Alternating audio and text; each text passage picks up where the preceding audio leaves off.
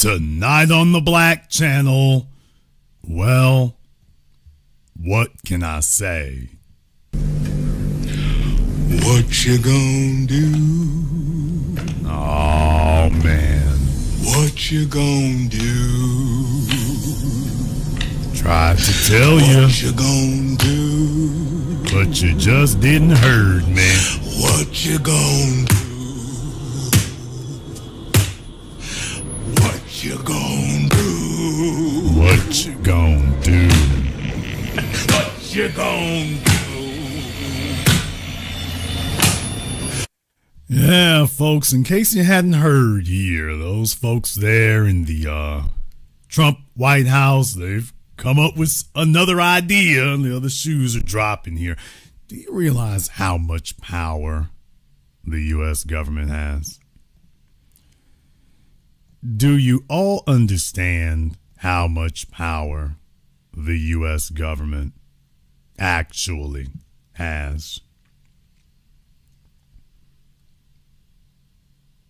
And what they could actually do? Think about that for a few moments. This just gives you another reminder here. So, coming from Stephen Miller, Trump's right-hand man, Stephen Miller says the Trump administration is pursuing policy to debank illegal aliens. What? Yes, sir, you heard that right. Just when you thought it was safe, oh, they said we got you one more again. Let me go ahead and take you to the essentials here. This is coming from Fox News, of course. They probably didn't even have to email this. They probably just had to walk down the hall to get this one to them. White House Deputy Chief of Staff Stephen Miller said Friday that the Trump administration is seeking to debank illegal aliens as an incentive for them to self-deport from the United States. What? Miller gave an update on the White House's latest tactic to deter illegal aliens during an interview Friday on the Clay, Travis, and Buck Sexton show. Quote, President Trump signed an executive order a few weeks ago saying that we are not going to allow illegal aliens to use banking services in this country. Miller said, illegal aliens have credit cards. Hello, Bank of America. They have bank accounts and they're paid with direct deposits. So illegal aliens fully participate in the commercial systems, the financial systems of America. Shutting that down is a massive engine for deportation. Miller was likely referring to an executive order Trump signed on May 19th that directed banks and federal regulators to increase scrutiny of accounts and credit applications involving immigrants without legal status or work authorization. The order did not explicitly instruct banks to deny credit cards or bank accounts to illegal aliens, but compliance with it could make it more difficult for them to participate in the financial system. Federal agencies have already begun acting on Trump's executive order. In early June, the Consumer Financial Protection Bureau, led by Russell Vought, issued guidance stating that lenders may, and in some cases must, consider applicants' immigration status and work authorization when assessing their ability to repay loans. Did you all get that right there? Did you get that? I mean, did y'all? Do you really understand what that means? Let me read that for you one more time. In early June, Russell Vought issued guidance stating that lenders may, and in some cases must consider an applicant's immigration status and work authorization when assessing their ability to repay loans. Do you know what that means? That means that they are already giving loans to illegal aliens. What? Folk who ain't even supposed to be standing on the soil. You want to talk about credit worthiness? What in the hell could disqualify you for credit worthiness more than not being legally able to stand on the soil What in the world makes you less creditworthy than that? And what they're saying is, well, we've been giving loans to folks who aren't even here legally. That means they're already doing that. So think about that for a few moments. While they're telling you what to do or not do. And then now they're going to be telling you, well, we can make it for illegals. We can do that. We can do that, can't we? So I just wanted you all to understand what that statement right there really means. I want you to understand what that really means right there. Now, before I go very much further, because I don't want to get too far off the track here, I just want to remind you all that, do you understand this didn't take Congress or anything else? The federal government already has all the powers that it needs to stop illegal aliens already. Though they've already got those powers to do that. Whatever they're not doing, it's because they don't want to do that. And I'm not even saying that this is a policy that will actually occur. I'm not even saying that. I'm telling you that they already have those abilities. By the way, in the chat room, William Wright 4636. Thank you very much for that comment, sir. Let me go ahead and get you up here on Zoom right quick so that you can elaborate to everyone else exactly what you mean by that, about why we as FBAs should be worried about this. So I've gone ahead and pinned the link to the Zoom there in the chat room. Just William Wright there. William needs to give me a call up on Zoom.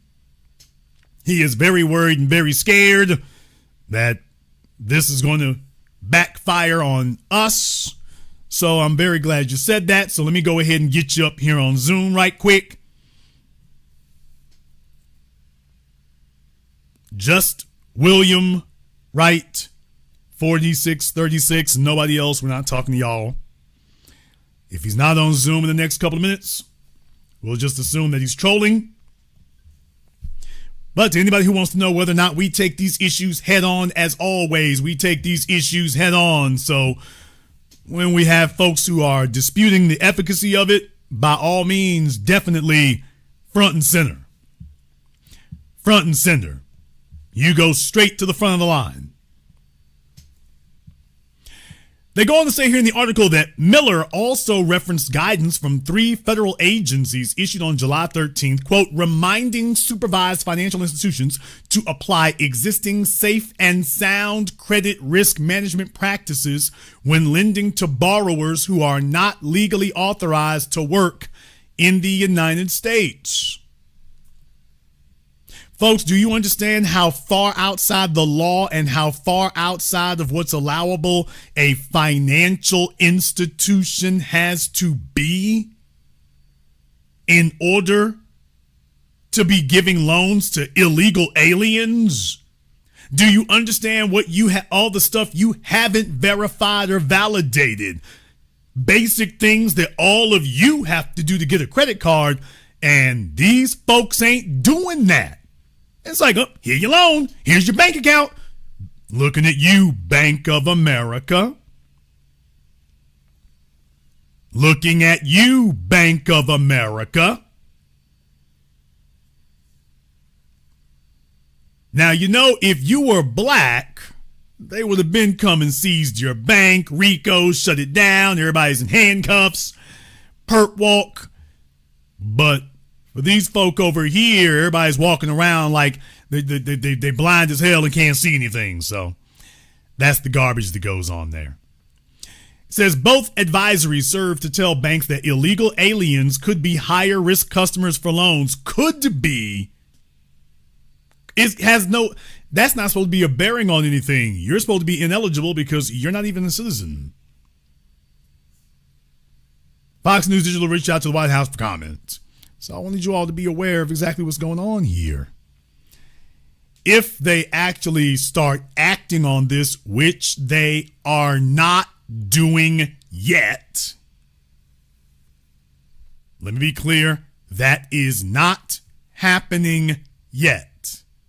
However, if they ever did begin doing it, oh man. And the very fact that they're talking about it, oh, that's not very reassuring. That's not very encouraging. The very fact that they're even discussing it, the very fact that they're even talking about it, that's not reassuring. Because what happens next is folks start sitting up here and coming back and doubling back and saying, hey, when you going to take care of this little issue over here? So I wanted to give you all a reminder of how these institutions are doing things and that they've been historically giving preferential treatment and whatnot to anybody and everybody else except the foundation, except the soil, everybody except us. So you see, you can't, for anybody who's sitting here asking stupid questions like, how is it these folks came over here? They didn't pull themselves up by the bootstraps. You've given them a whole separate set of exceptions. They give us all the penalties, they give us all the illegal blocks, and they give the illegal aliens all the illegal benefits. You can't make it in America if you don't have access to these things. So you're like, how in the world did they do it without that? They didn't. They didn't do it without access to the banks, without access to the schools, without access to the hospitals, access to the financial institutions. All the stuff you get turned down for when they come walking in. Oh, drop a 10, come on in.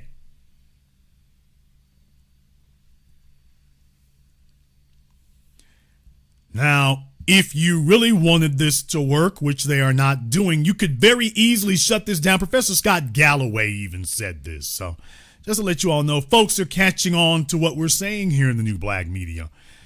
Oh, if you sit up here, the folks they work for, you're already violating federal law. You got a farm, you got a warehouse, you got a chicken factory, you're employing illegals, you got a construction company. You are already in violation of federal law. So you see, we don't have to even arrest the folk you got hired. We can come shut your construction company down. Of course, we're taking you out in handcuffs. This ain't some civil thing here where, oh, you get a fine. No, march their ass out in handcuffs, shut their company down. That does it right there. I mean, and listen, that's not something that happens 3-4 years from now. That will happen instantaneously. The folk working for them and whatnot, they got to run right that moment, right that second. They got to leave right that moment, right that second. The well ran dry right that moment, right that second. All bets are off. Head for the hills. These are not difficult things to do. These are not difficult policies. Just understand in the system of white supremacy, they pretend to crack down on these things or pretend to be serious about cracking down on these things when in reality, they're trying to figure out how do we ease these things into place, but at the same time, do a minimum or no damage to white interests. So that's what tends to happen. That's what occurs. However, I mean, it's got to be unsettling. That's for certain. It's got to be unsettling. It has to be unsettling for that to occur. Please understand, you can't operate in this financial system if the federal government does not want you to or allow you to. So when you see this garbage going on up there in Springfield, Ohio, Texas, Florida, California, it doesn't matter how, quote, blue the state is. The federal government could stop that tonight if they wanted to. Tonight. I've driven down Interstate 5 all the way from Redmond to San Diego. Do you understand how big those orchards are out there for my folks in California? Those orange groves and whatnot off Interstate 5, man, it literally takes you an hour to drive past them. What? I'm talking about if you flying low. You're not going to drive by those in 2 or 3 minutes. It's going to take you about an hour to get through all those. And they go on and on into the horizon as far as the eye can see. Those are not the illegals who own it. Those are white men who own it. But then again, who has historically owned these things? Who has historically owned these things?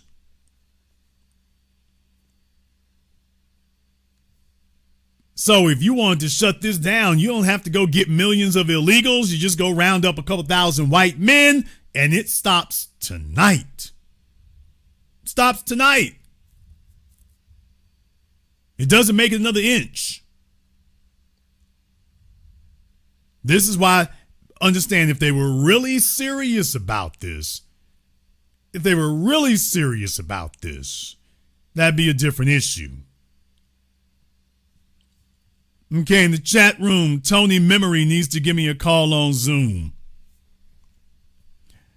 Tony Memory needs to give me a call on Zoom. Since Mr. Wright has opted not to call in, surprise, surprise. Tony Memory's got 2 minutes to give me a call up on Zoom. Please understand, people. It's things like this. See, the response from us, folks were expecting the idea of the response from us going to be, well, you can't let Trump win, can you? And they find out that damn stupid ass reverse psychology doesn't work over here anymore. That doesn't, first of all, it never worked, but that worked in the civil rights generation. That doesn't work over here. That does not work over here. Ain't y'all scared? Scared? They don't raise scared niggas where I come from. They don't raise scared niggas where I come from. So, any of these attempts to try to frighten, Trump the boogeyman. You know he grabbing them illegals. Trump the boogeyman, man. Y'all gonna empower the boogeyman. America is the boogeyman. Bill Clinton was the boogeyman. Barack Hussein Obama was the boogeyman. Ain't none of them good. Yeah, but he really bad. They're all really bad. The con job y'all try to play is, well, Obama ain't as bad. No, in many ways, he's worse. They're all bad. We're just not going to fall for your damn scam. Then, trust me, the fella paying me, he's the good one. Roland Martin. The folks who pay me, those are the good folks. The ones who pay me. The problem is they don't have enough to pay all of us. Maybe if they did, it'd be a little bit different, huh? Let's go ahead and jump over here on Zoom. Let me see who we got here. Not sure who this is. Who is this on Zoom? This is William. Okay, William. Oh, boy, you look like an old Faison Love. What? All right, William. And you want to explain to us about how this is a bad thing. No, I have to apologize. Oh, boy, I got a here we go. No, seriously. I'm being honest. I saw a notification. I saw the header, and then I just heard a few words, but I started typing, and then I hit send, and then it was like, oh, that's not the angle. So I was thinking from the title of the video. We 15 minutes into the program when you made that comment, sir. But I had just come on. Because I got a notification. So I got the notification that came right over. So he typed first and listened second is what he's saying? Yes, that's basically what I did. And I normally don't do that, but I'm pretty sure this is an Obama voter here. It sounds good to me. Michelle's dancing the Dougie. It must be all right. It's that right there, y'all. He's all gray hair and everybody. You look like you just left the church fish fry. Y'all, he looks like a James Clyburn voter. He really does. He's all gray and everything. You look like a James Clyburn voter. What city you in, brother? No, I'm in Chicago. Oh Lord, let me.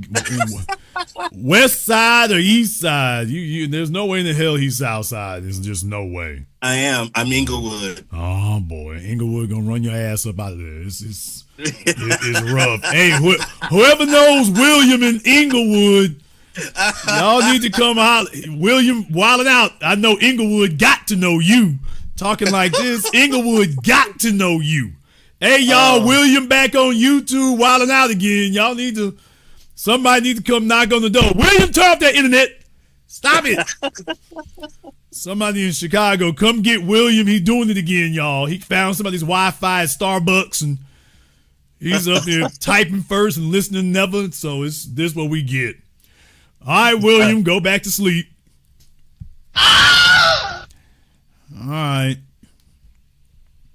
Be one speech and make sure he's not banned about that. But this what we get. It's them Obama voters. I don't know about that now. We've been on for 15 minutes. Wait a minute now. I read the title, didn't I? We need to get worried. Okay. Yeah, I mean, he looks like he pays attention to things sometimes. Just not all the time. Sometimes, just when he can be hooked for it. Look like they pay attention to that. So yeah, man. Where's Tony? I don't see Tony. Where you at, Tony? Where's Tony at? Now, folks, just understand, on top of everything else, there is a lot going on out here.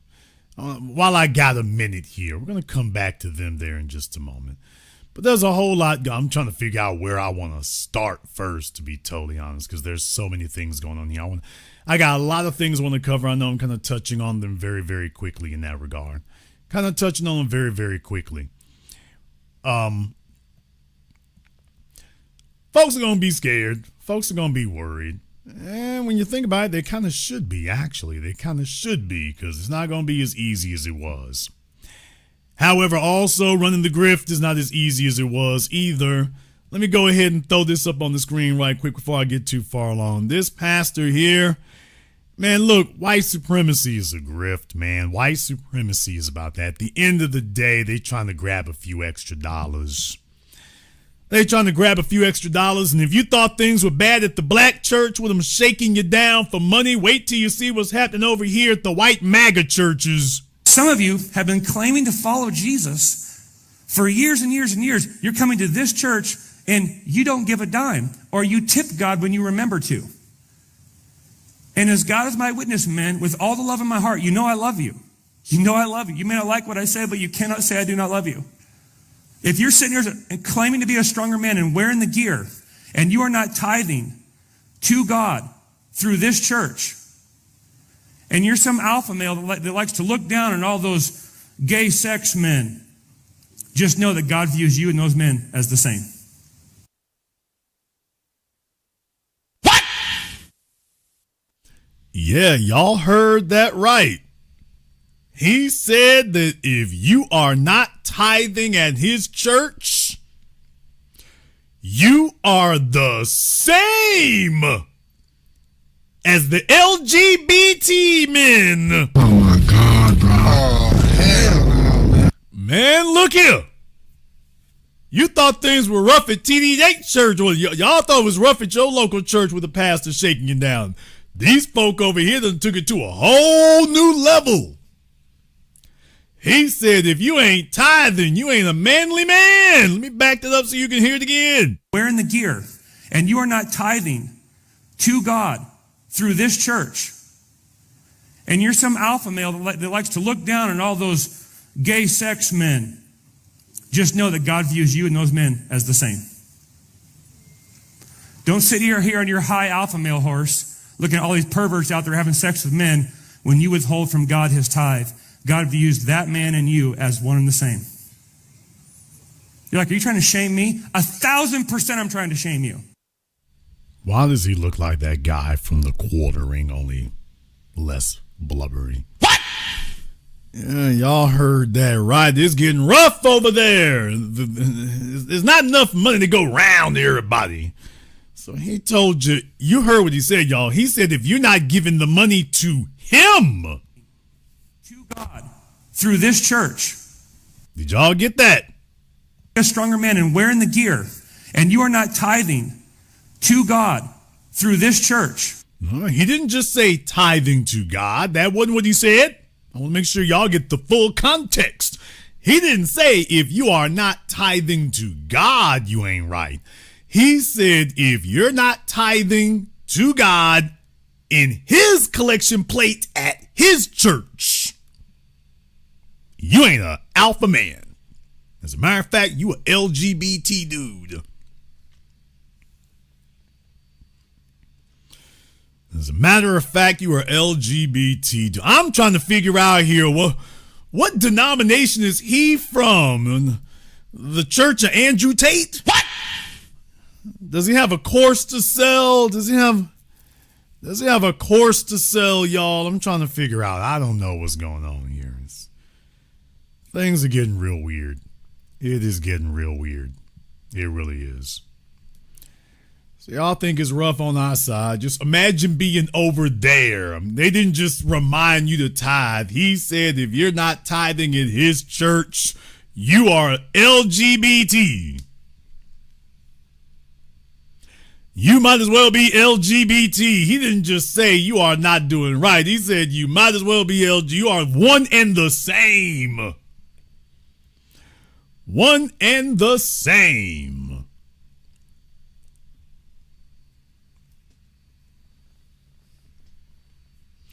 Yeah, man, that's going to be a winning slogan. That's going to fill the tithe collection plate now, ain't it? Yeah, y'all, he said, by the way, if you ain't tithing, if you're not tithing to his church, you're not a believer. You're not real about it. So, yeah, look, y'all, the money's going down. Daily Wire, the money's going down. All the MAGA folk and whatnot. I told you all, winning, quote unquote, winning would be the worst thing for them. Yeah, you'll have a few who rise to the top, but then again, the ones who are rising to the top are actually the ones who have gone against MAGA. What? Candace Owens, Tucker Carlson, the Theo Vaughn, the folks who are actually doing the best right now are the ones who are actually going in the other direction. It's the ones who are still trying to just sit up here and start telling you about your sins. Just stop dropping some money up in there. Watch them tell you about your sins real quick. That's what they're doing now. By the way, y'all, where's Tony? Still waiting on you here, Tony. Don't be scared now. Don't be scared now, Tony. Don't be scared now. Speaking of MAGA morons running around saying things and whatnot. Oh, yes, sir. We did hear that Andrew Tate just got picked up again. Not a great look there. Actually, they grabbed him and his brother Tristan. Damn! Oh, they grabbed the both of them. Yeah, they grabbed the both of them. Not a good look there. And the other thing is, Tristan tried to stay a little bit quiet. At least he was smart enough to do that at first. First, he was smart enough to do that, but Tristan is hanging out in bad places here lately.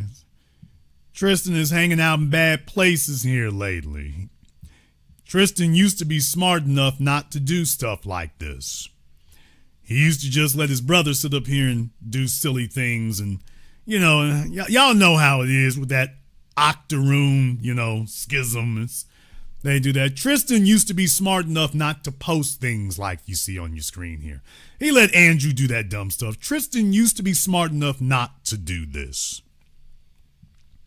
He used to be smart enough not to do that. So then they start they start cosplaying white supremacists, and you've seen them for years. This is old Andrews. Don't worry, I'm mobbed up with just the right people. And I'm very close to the Trump family. I know them well, and I spoke to Barron after. He's very close to the Trump family because he spoke to one of Trump's Gen Alpha relatives.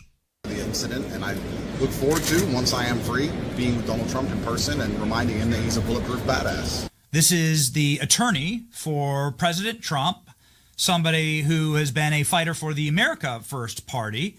Her name is Alina Habba, and she joins us live right now. Hi. Hello, Alina. Hi. Hello. Nice to meet you. Speaking of LGBT, Benny Johnson is talking to Andrew Tate and Alina Habba. She was what, U.S. attorney for about 5 minutes. I'm a big fan. Well, nice Big to meet fan. you. Formal charges against Andrew Tate include rape, human trafficking of minors, sex. Yeah, buddy. Oh, Andrew Tate, I mean, he had his lips wrapped around Trump's backside. They thought there was a MAGA audience they could go appealing to and whatnot. I'll be damned. Yeah, buddy, but then it's not going so great. Oh, man, it's... Am I a bad person? Because the more you didn't like it, the more I enjoyed it.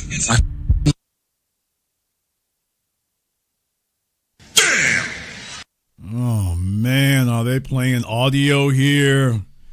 Do they got the audio, man? Am I a bad person? Because the more you didn't like it, the more I enjoyed it. I loved how much you hated it. Turned me on. Why am I like that? Why? Whilst we were having sex, he put his hand on my throat and strangled me until I lost consciousness. But he was still having sex with me when I kind of came back around again. I am one of the most dangerous men on this planet. Sometimes you forget exactly how lucky you were to get by me. Would you rather me pin you down and make you do things you didn't like, or would you rather you didn't like that I was thinking I can do whatever I want to? That's what it is. I'm the smartest person on this planet. And then the next day, one of the whites of my eyes had gone completely red. Apparently, that's kind of common in domestic abuse cases where there's a lack of oxygen in your brain. So your blood vessels start bursting to kind of try and get the oxygen there. Are you seriously so offended I strangled you a little bit? You didn't pass out. But he kind of kept saying, I own you, you belong to me, threatening to kill me. Chill the out. Jesus Christ, I thought you were cool. All right, man, so... like I say, I mean, they're already going in. It's not looking so great there. But, hey, look, you'll always have MAGA, right? Why do y'all think this was? What do y'all think this is really about? This is about sending the white supremacists. They think they're sending the white supremacists a dog whistle. Hey, remember us. Remember we're your boys. Remember that. That's what they're trying to tell you. Remember that we're your boys.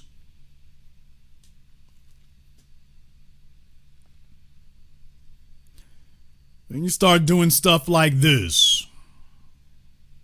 And then you start doing that to remind them, hey, we're your boys, remember? Yeah? We're not like those others over there. Y'all got to remember we've been stomping for you, by the way. And then you see Andrew cheesing. By the way, look at him smiling. That is the I'm going to get pardoned smile. Damn! Yeah, that's Andrew smiling. That's the I'm going to get pardoned smile right there. Oh, man, I'm going to get a commutation smile. It's like, oh, boy. All right. Yeah, buddy. So anyway, he stepped out there. They're trying to determine if they're going to go ahead and extradite him to the UK. They already grabbed him and his brother now. They're talking about, we're going to send you over there to England. They want to holler at you. That's why I was playing that clip for you all so you can hear some of the stuff that the female's been saying. You can hear some of the stuff that they've been talking about. So it's, oh, man. Yes, wake up calls, people. Wake up calls. Okay, in the chat room, somebody talking about, but the charges are from the UK. How can Trump save him? Let me repeat this again. Okay, let me have some patience here. I just said that they're hoping that the U.S. won't extradite them to Britain. Britain has told the U.S. we have an arrest warrant for the Tate brothers. The Tate brothers have come to the U.S. and now they're being held in lieu of being extradited to Britain. Unless, of course, Trump just says, you know what, I don't want to do that. Case in point, Benjamin Netanyahu. What? Damn! New York Mayor Zohran Mamdani was asked about Netanyahu's supposed to be coming to the UN here in a few weeks. And Zohran Mamdani was asked about would they execute an arrest warrant, because remember, the International Tribunal Court has issued an arrest warrant for Benjamin Netanyahu for crimes against humanity. And the U.S. is supposed to be a signatory to that. So if Benjamin Netanyahu comes to New York, because he's already been to the White House a couple of times and Trump ain't did nothing. So that's the case. Now, Trump didn't do anything to Netanyahu. So Andrew Tate, whether you think it's delusional or not, obviously is operating under the idea that, well, you know, Trump can just neutralize that, right? Because remember, they came to Florida already. Oh, we'll be okay. It's not looking so great. So, yes, he was thinking that if Trump will ignore it for Netanyahu, they'll ignore it for me too, because I'm one of their boys. Remember? Yeah, dude. No. They find out the hard way. For those of you wondering, yeah, these folk really do believe this. Please understand, the coons and the brainwashed, they really do believe that they are special. They really do believe that if they once were they were on a phone call with Barack Obama, they think they're in. If they were on a phone call with Bill Clinton, I'm in. I finally gained access to that exclusive Epstein club where the rules don't apply. I'm not like the rest of you. I'm in. Y'all field niggas. I'm a house nigga. I'm in. Hell, I'm not even a house nigga. I'm white now. I'm in. That's what I need you all to desperately grasp. No, they really do believe it. Candace Owens really does believe that she's graduated beyond blackness, except every time one of them white supremacists pimp slap her ass, then she's very quickly reminded that she's not, but they're desperately fighting for it. Even though all the evidence obviously in front of them denies it, they are desperately fighting for it. It's been their life's goal. It's been their life's ambition. They don't desire to be one of us.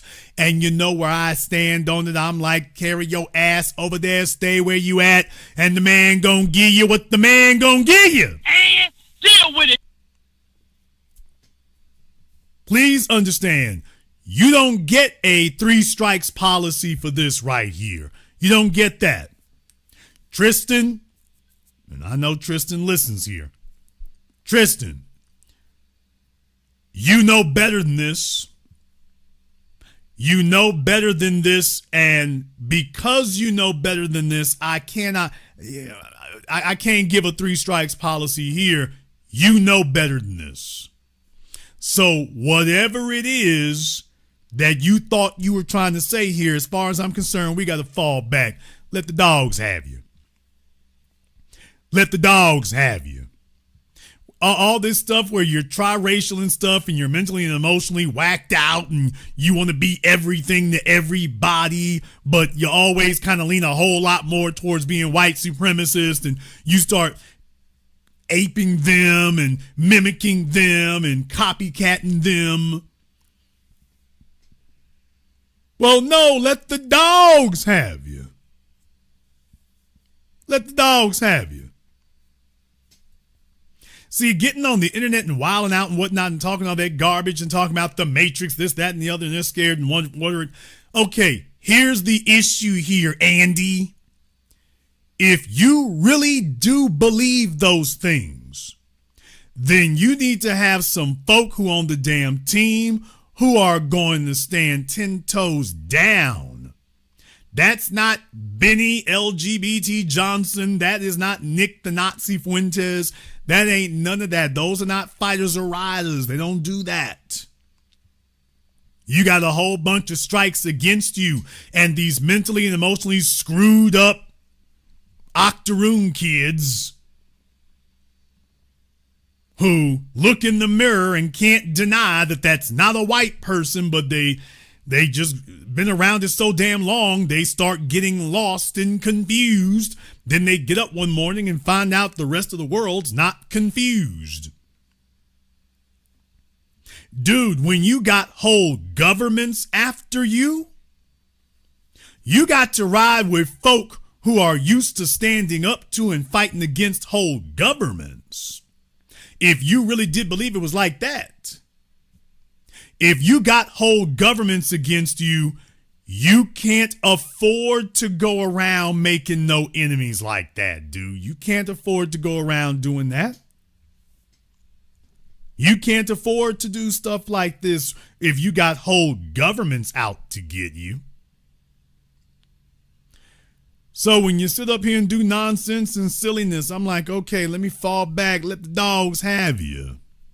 Now, you all know I've been speaking the real about Andrew for, half a decade now?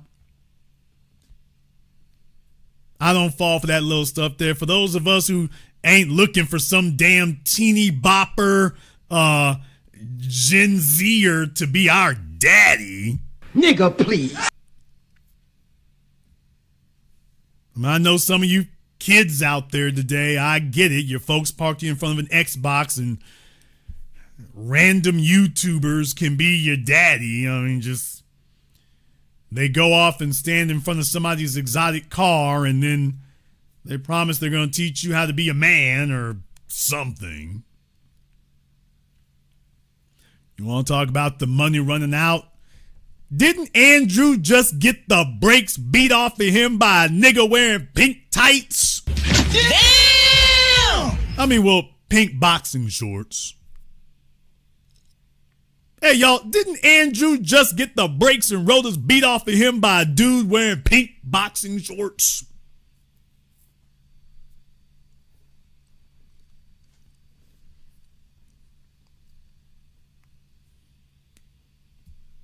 How you get your ass whooped by somebody wearing pink boxing shorts? It's pink boxing shorts, pink drawers, pink shoes. Dude, how in the hell you let that happen?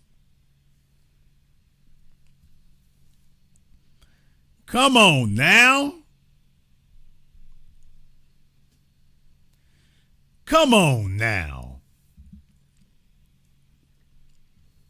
But why do you think that was even allowed to occur? We need the money. We need the money, man. This stuff is expensive. Folks are like, hey, it's not a good look.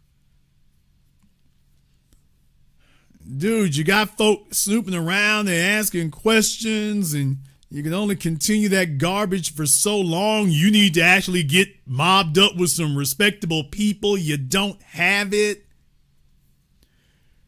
You're going to clubs and stuff, sitting up here with Nazis and every damn thing else. And by the way, everybody who was on that damn bus is jacked up today. What? Damn!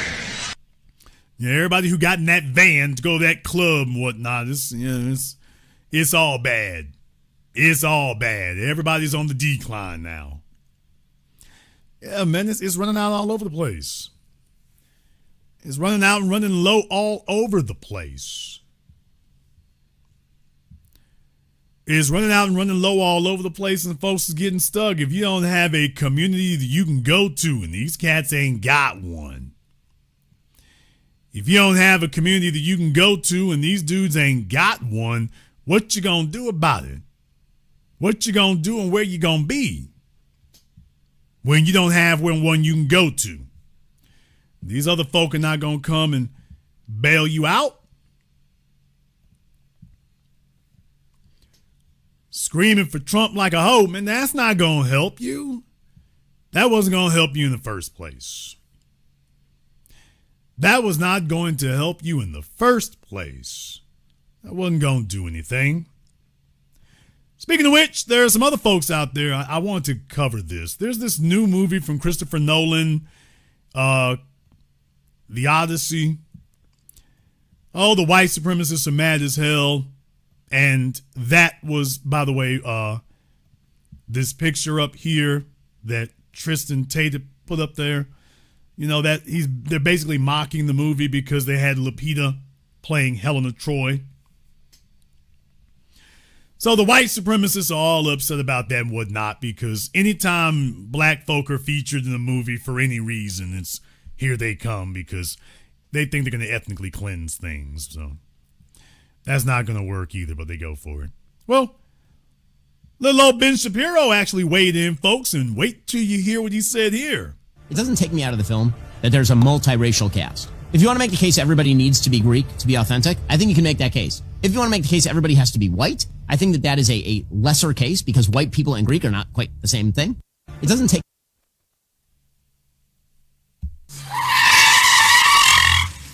What? Oh, yeah, y'all heard that correctly. Your Humpty ears do not deceive you. Me out of the film that there's a multiracial cast. If you want to make the case everybody needs to be Greek to be authentic, I think you can make that case. If you want to make the case everybody has to be white, I think that is a lesser case because white people and Greek are not quite the same thing. Oh, y'all heard that right. I think that is a lesser case because white people and Greek are not quite the same thing. That's right. The Jewish white supremacist Ben Shapiro is here to tell you that whites and Greeks are not quite the same thing. Now, first of all, I need to remind you all, please understand, especially for those of you who come after Gen X, we got to keep banging this drum for the millennials out there who are miseducated. Shout out Carter G. Woodson. And for Gen X and millennials, Gen Z, Gen Alpha, and everything else coming, they don't teach you your American history. So I mentioned these things. You've heard me mention them before about the 5 points in New York.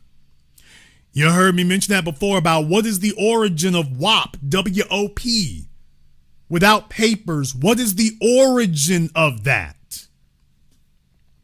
The movie Gangs of New York, Martin Scorsese, Leonardo DiCaprio, Daniel Day-Lewis. You need to go watch some of those things because that is based, in part, on actual history. The movie The Departed, Martin Scorsese, Jack Nicholson. For years, I played the beginning of it with Jack Nicholson basically playing a character based on Whitey Bulger, talking about the Irish. That all the way up until World War II, in America, the Irish were treated as others. Today, you have the Boston Celtics. What? What? I know. Folks, Jason, you're saying it wrong. No, you're saying it wrong. It's the Celts. The Celts and the people were the Celtics. And okay, get a book. Google's your friend. Anyway, we're not going to fight over etymology. But the Boston Celtics, yeah, that comes later.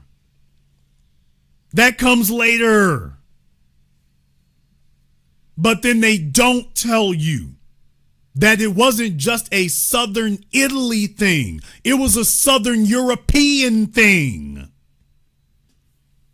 They didn't want anything to do with the Southern Europeans. I wonder why. They were always considered less than white, other than white. The Etruscans, the so-called Italians, Romans, the Greeks. We can go down the list. Y'all get it. The Poles and so on and so forth. The Irish. These folk were in the 20th century during World War II. They were other than white. There were signs on the doors. There were signs in the windows in New York and places. Irish need not apply. Help wanted. Irish need not apply. Don't believe me? Go to Google, look it up, and attempt to prove me wrong. Don't believe a word I have to say. I dare you, I defy you, I challenge you to go to Google and attempt to prove me wrong that did not exist. Help wanted, Irish need not apply. This wasn't black business, these are white businesses. That wasn't just one or two.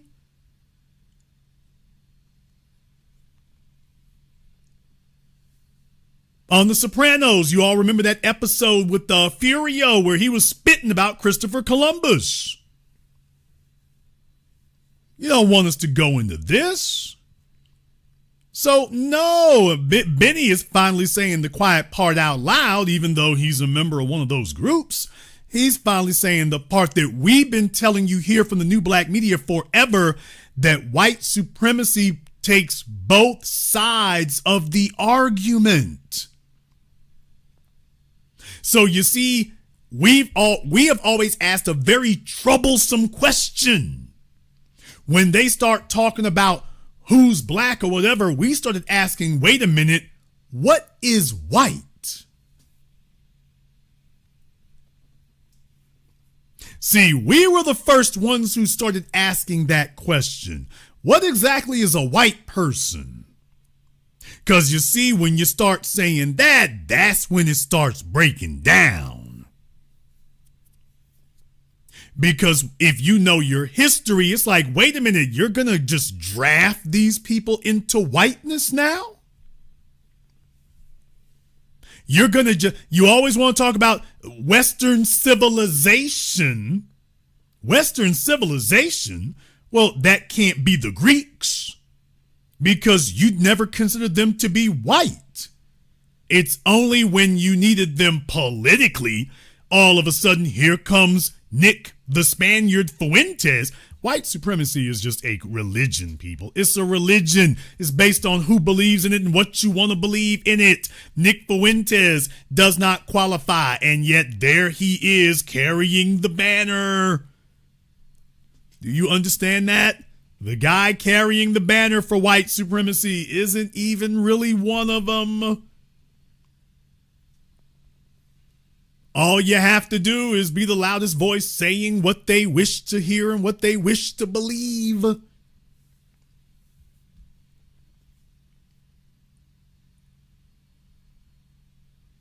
That's all you really have to do, folks. So when you start getting into the specifics about the Romans or the Etruscans, the Italians, okay, so the Italians, that's Western civilization, because up until the last 80 years, you all did not consider them to be white.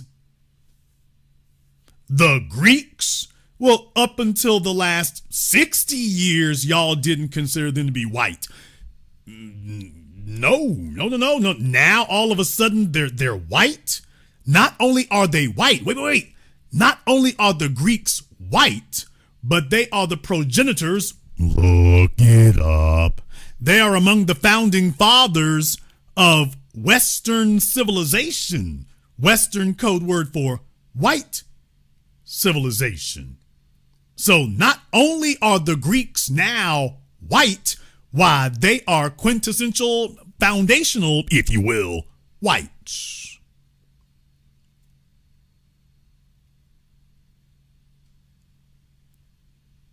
Huh. Oh, man. So now that you are convenient, now that it's convenient to use you, now we can draft you.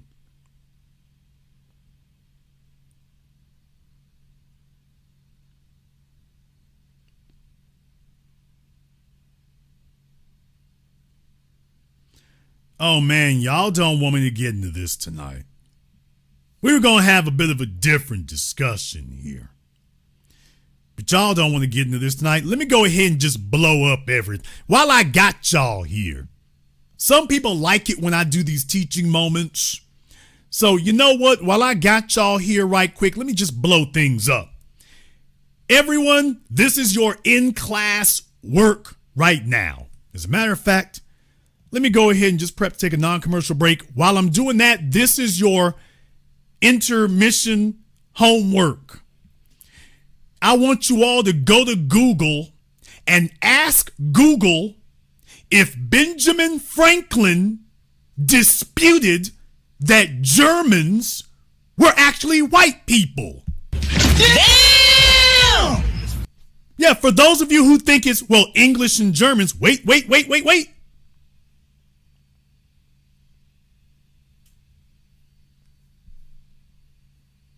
Okay.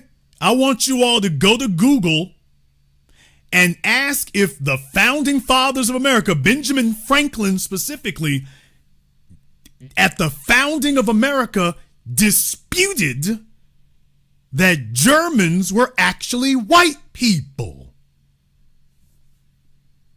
So, there's going to be some folk here. I mean, for those of you who the extent of your knowledge goes only to, well, Italians and Irish, it goes way deeper than that. It goes way deeper than that. They ain't ready for this one. I'm going to let y'all go ahead and check that one out for yourselves on the slick. I'm going to let y'all go check that out for yourselves on the sly. While y'all are doing that, in the meantime, I want to thank everyone who has contributed to support tonight's program on PayPal, Super Chat, Venmo. Shout out to Cyberdyne100. Thank you very much for your support here tonight. Shout out to Karen. Also, thank you very much as well, sister. We appreciate that. To Rhonda, my man, Mr. Richburg. Thank you for dropping in tonight, brother. We appreciate that. To Glennis, Andrew L's on deck here. Appreciate you too, brother. And to Badai, Melrose, Radio, Willard Allison, and everybody else who chipped in. Thank you for your support. We're going to take a very brief commercial, non-commercial break. When we come back, I'll check back with y'all on your homework I just gave you there and more. This is the Black Channel. Be the teacher, knowledge on the block. Got the kids learning, minds open like a lock. Books and skills from the east to the west. Bringing education, yeah, we're simply the best. Classes on fire, brains burning with desire. Innovation driving like a tire through the mire. Math, science, history, we got the whole range. Kids hitting new heights, teachers making a change. Used to be the teacher, stacking up the grades. Future bright shining, no need for no shades. Got the youth thriving, moving up the ladder. Smart and sharp, brains growing fatter. Lessons so lit, yeah, they stay in a blaze. Every mind sharp like a sword in the haze. Mr. B in the house breaking knowledge chains. Education kingpin, we ripping the games. Used to be the teacher.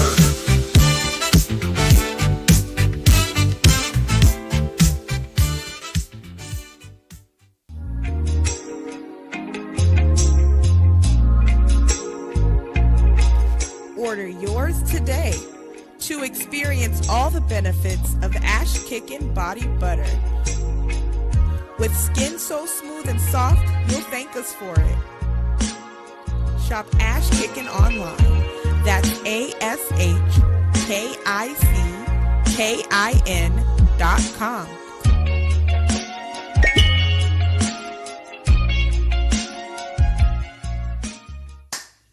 Hi, this is Brenda Starr, creator of Poetry with a Purpose and author of the book Pressed But Not Crushed.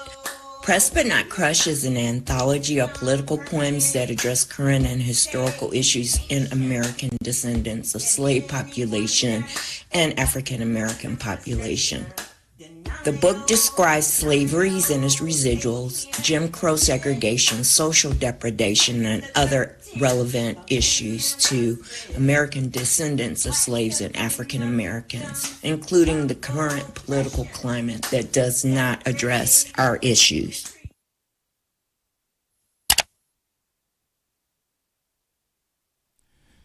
This is the Black Channel. I am the Black Authority. You are tuned in live. And let me go ahead and take you to Columbia.edu. Let me go ahead and take y'all there right quick to the thing I was mentioning there before from Benjamin Franklin. It was an essay called Observations Concerning the Increase of Mankind, Peopling of Countries. And he's referring to populations when he says that. He's referring to populations. You can go to a lot of places here. He mentions black folk in here. He mentions slaves in here. So I have never sat up here and, by the way, and lionized Benjamin Franklin. I talk about the Quakers and things and the fact that at the founding of the Continental Congress, they were aware of the wrongness of it, how well they stood up against these things and what their real motives are. I've never sat up here and deified any of them, period. But just keep that in mind. However, when you go down to the last paragraph, it says, this leads me to one, oh, okay. It says here that, second last paragraph, and since detachments of English from Britain sent to America will have their places at home so soon supplied and increased so largely here, why should the Palatine Boers be suffered to swarm into our settlements, and by herding together establish their language and manners to the exclusion of ours? Why should Pennsylvania, founded by the English, become a colony of aliens? They're talking about these less than white groups right now, y'all, who will shortly be so numerous as to Germanize us instead of our Anglifying them. By the way, folks, who was it who sacked Rome? Asking for a friend. By the way, who were the, I think they back then they called them the Huns, but that's not what we would call them today. I don't think we would call them the Huns today. I'm pretty sure that the Huns tracked to another place, and just like the Etruscans, Italians are still here today, the Huns are pretty sure. In the chat room, they're going down the list. The Visigoths, the Vandals, the German. No, can't be anything to it. Can't be nothing to it. Can't be. Nope. So instead of them, it will allow them to Germanize us instead of us Anglifying, Anglo, them, and will never adopt our language or by the our language or customs any more than they can acquire our complexion, and will never adopt our language or customs any more than they can acquire our complexion. This is Benjamin Franklin discussing his preoccupation with complexion, which leads me to add one remark. He says that the number of purity, there's that word again, which will come back in 1930s Germany. Oh, the irony that the number of purely white people in the world is proportionably very small. Folks, this is Benjamin Franklin 2.5 centuries ago. This is Benjamin Franklin saying this. The number of purely white people in the world is proportionally very small. All of Africa is black or tawny. Tawny is basically like an orange complexion, although I argue with that. So don't think of it as a lighter one, by the way. Orange doesn't mean light, people. It's really, I'm thinking more what they're thinking is like the Khoisan or like Nelson Mandela and them. So black or tawny. Asia is chiefly tawny. America, exclusive of the newcomers, the Europeans, wholly so, tawny he meant. And in Europe, the Spaniards, Italians, French, Russians, and Swedes are generally of what we call a swarthy complexion, as are the Germans. Did you all get that? So he basically ran down all this, so we're well outside of Southern Europe, people. We are outside of Southern Europe. We're way up into Asia. And then he's like, by the way, let me throw these Germans in there for good measure. So they're generally what we call a swarthy complexion, as are the Germans also, the Saxons only excepted, with the English make the principal body of white people on the face of the earth.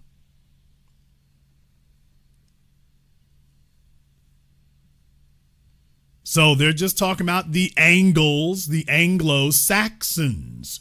He's excluding the Germans from that.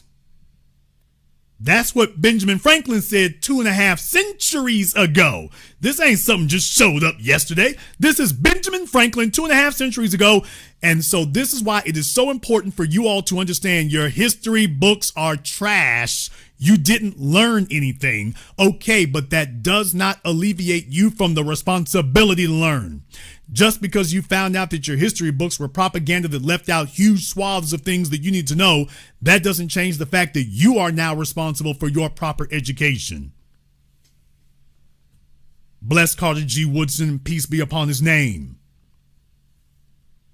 You are responsible to go dig into these folks. When they tell you about the founders, they're the reason why they sat up here and didn't tell you anything but a paragraph and then give you a slogan and say, shut the hell up, nigga, and just get in line. It is your job to go research them so that you know about the righteousness of our grievance.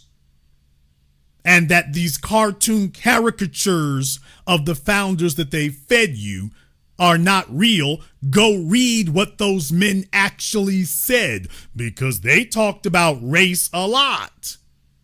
George Washington, Thomas Jefferson, even Benjamin Franklin. Yes, they were very concerned about that. Abraham Lincoln and the rest of them. They were all very concerned. And if your attention span is so damn short that you're waiting for a TikTok or an Instagram reel to just give you all the information, this is more than we can fit into a 30-second TikTok or a 60-second TikTok. This is more than you can get in there. There's more of a self-indictment in here than you can cram into that. So you need to take it upon yourself to learn these things. Now that I've told you that there is a rabbit hole, get your shovel. Time for you to go digging.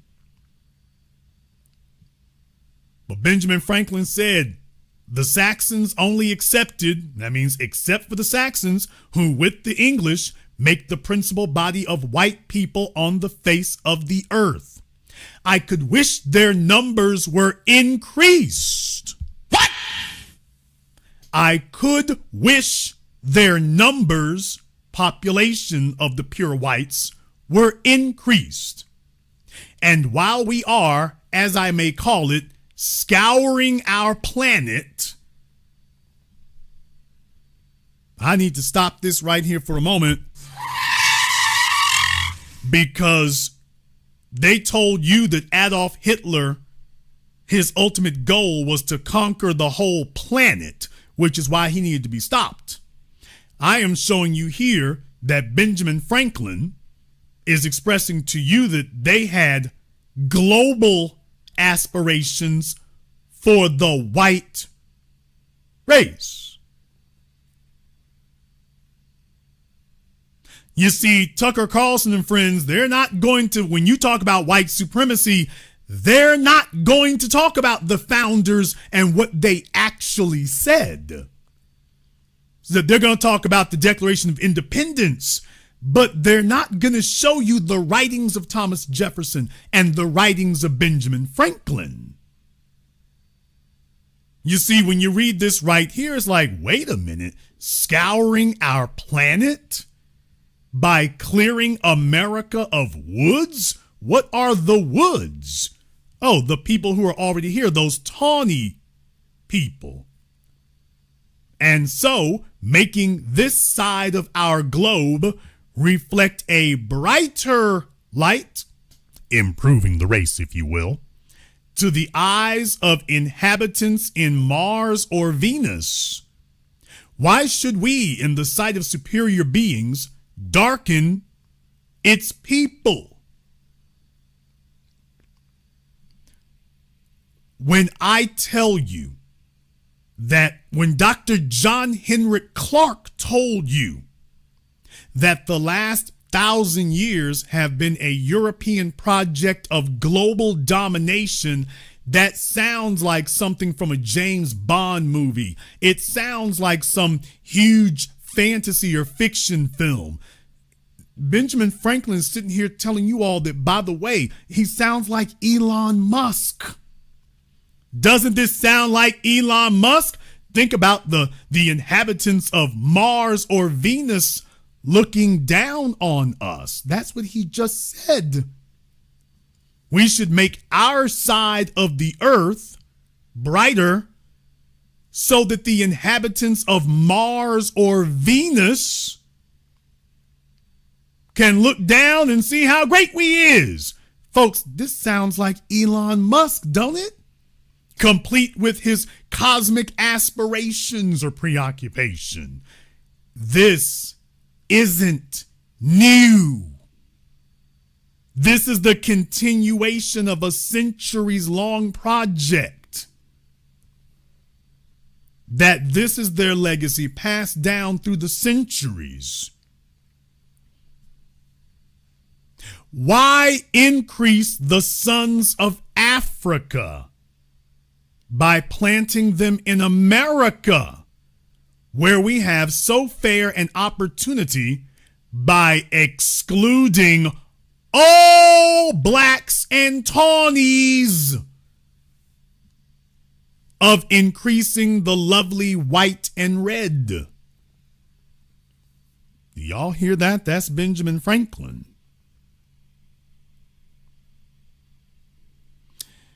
And while Benjamin Franklin might have been a minor player within the slave trade,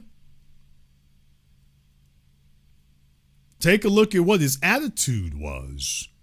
Yeah, why is it that your school books, McGraw-Hill and Macmillan Press, all these historians, why do you think that none of us read this in our history books when they talked about Benjamin Franklin? How is it that all of these historians who made these textbooks for the last couple of centuries have conveniently left all of this out? Way before we started the controversy about the Texas history school books and then Florida and Tennessee and the rest of them. This has never been in there. That's my point to you. It doesn't matter any of us, no matter how old you are. None of this has ever been in there. Why not? How is it that the first time that most of you are hearing these words is on my program tonight after all these years? Some of you are senior citizens and never knew that Benjamin Franklin talked like this. Why increase the sons of Africa? And by that he means all these less than white people, where we have so fair an opportunity by excluding all blacks and tawnies of increasing the lovely white and red. But perhaps I am partial to the complexion of my country, for such kind of partiality is natural to mankind. Well, it's certainly natural to white supremacy. So you see, when we have told you all here that this is a centuries-long project, and they would tell you, no, it's not. And I'm showing you the proof that this was always the plan. This was always the goal. This was always the aspiration. A global movement of domination and purity. And they've never forgotten what that is. But you see, as these wars raged and as these wars increased, wars require bodies. And the people at the top don't care who the bodies are or where they get the bodies from. They don't care where you get the bodies from. That's the issue. So when you are useful to expanding their European colonial project, you can get many things. You can start winning many concessions. That's why I want you all to understand. If it happens that you are convenient and useful to them, then they'll start making concessions. And then you start talking about racism don't exist and this, that, and the other. As soon as they've accomplished their objective, then they banish you back to where you came from. As soon as the shooting stops and the bombs stop, then those of you they gave concessions to, they go back and start systematically dismantling those concessions.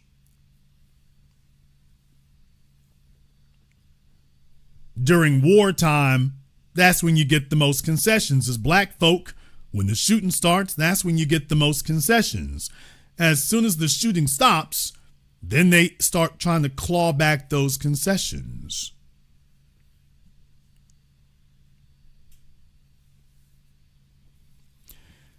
Let me go ahead and jump over here on Zoom. I didn't say it too much tonight. I gave you all two. I done blown minds tonight. They're like, we didn't even know this existed. Let me go ahead and get Charles over here on Zoom. Charles, what's on your mind? Hello, Jason. How are you feeling this evening?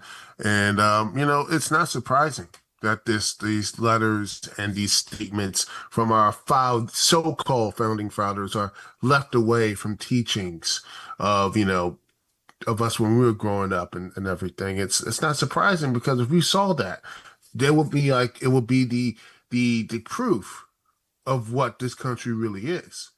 Dr. John Henry Clark said you cannot, him, Malcolm, and others, you cannot depend on them to properly educate you. They can't afford to properly educate you, especially when it comes to power. Because if they properly educate you about power, you will know that power is not asked for, power is taken. They can't afford to properly educate you about these things. Yeah. I mean, I think Malcolm X said that you're a damn fool to let the enemy teach your children. And I think, sadly, a lot of people, a lot of black folk, after the civil rights movement, they just said, go ahead. We're now equal now. We're equal. We can go in there and we can all be a part of this whole big old world and everything now, which now we're realizing that this country and the people who are trying this, all they wanted was international sexual access and such. They never really wanted anything to help black. It was this selfishness. We let our selfishness and the evil take over instead of actually righteousness and justice. And I think that's one of the things that we're learning right now. And they all say, oh, you're crazy. Oh, this is not white supremacy. This is not the stuff, even though they've written this stuff hundreds of years ago. Even though they everything else they told you all over and over again in their movies, their TV shows, and everything else. It gaslights you. This country perpetually gaslights you into thinking that everything's fine, but it's not. I need you all to understand something. The thing you just said about righteousness. This is why there needs to be proper education about this, because when you see, going back to the Greeks, they didn't believe in righteousness. We covered this before. For those of you on my other YouTube channel, we covered this in Robert Greene's 48 Laws of Power. I brought it here to the Black channel and showed you all. The Greeks were telling them folk they were conquering, we don't believe in the universe about justice. We believe justice is power, and that the universe compels us to control as much as we can. That's the supreme law of the universe, not your trivial idea of righteousness. The supreme law of the universe is power, and therefore it's incumbent on us to control as much as we can, starting with where the hell y'all standing. And that's where when you talk about Western civilization. So you see, when Trump started talking about that, now I've been saying this a decade ago, well, almost a decade ago it's been, when I put out my documentary film, Race War. I was trying to remind you all what I was saying then. Remember, it's going on a decade. I was warning the world, y'all need to update your damn files. Folks were still talking about, damn me, David Duke. I did Race War to show you all Richard Spencer and Chris Cantwell and Matt Heimbach. You have a new generation of young white supremacists. Y'all are talking as if the old generation is dying off and we're just around the corner from everything being wiped away. I'm like, oh, no, they've planted their seeds. There's a whole new crop going to pick up the banner and keep running with it, which is what you have. So they're picking that up along with all the mores and belief systems, starting with conquering you is okay. Take a look at what they say about Greenland. Yeah. It's okay to go around and conquer things. The Imperial Project isn't over. The Imperial Project is not over, and their willingness to condone it isn't over. They are still on the same thing while looking you in the face and talking about that's not what they do. That happened when I talked to Jared Taylor. Jared Taylor, him and Richard Spencer, they both tried the Civil War wasn't about race and stuff until I sat there and said something to them. And then they both turned around and acknowledged what I said. And I'm like, well, I'll be damned. I mean, isn't that something? In the case of Jared Taylor, when I brought out the Cornerstone speech by Alexander Stephens, Vice President of the Confederacy, Jared Taylor was playing dumb about it until I brought that out. But Jared already knew the Cornerstone speech. Now, there's the thing about it, for those of you who saw the extended version, Jared Taylor already knew the Cornerstone speech. Now, how are you going to sit there and say what you just said, but you know about the Cornerstone speech that says the cornerstone of the Confederacy rests on the principle of white supremacy? It literally said that. That's what the Confederacy is about. The cornerstone of their movement to secede is based on white supremacy. Well, you knew that.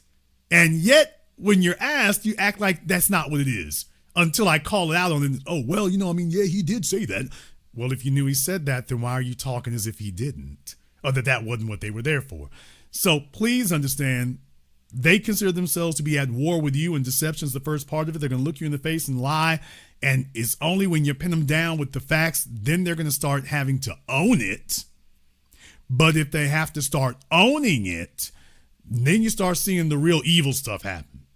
Oh, well, it really is about colonization and dropping bombs. And by the way, these folks are savages. And that reminds me, old Ben Shapiro.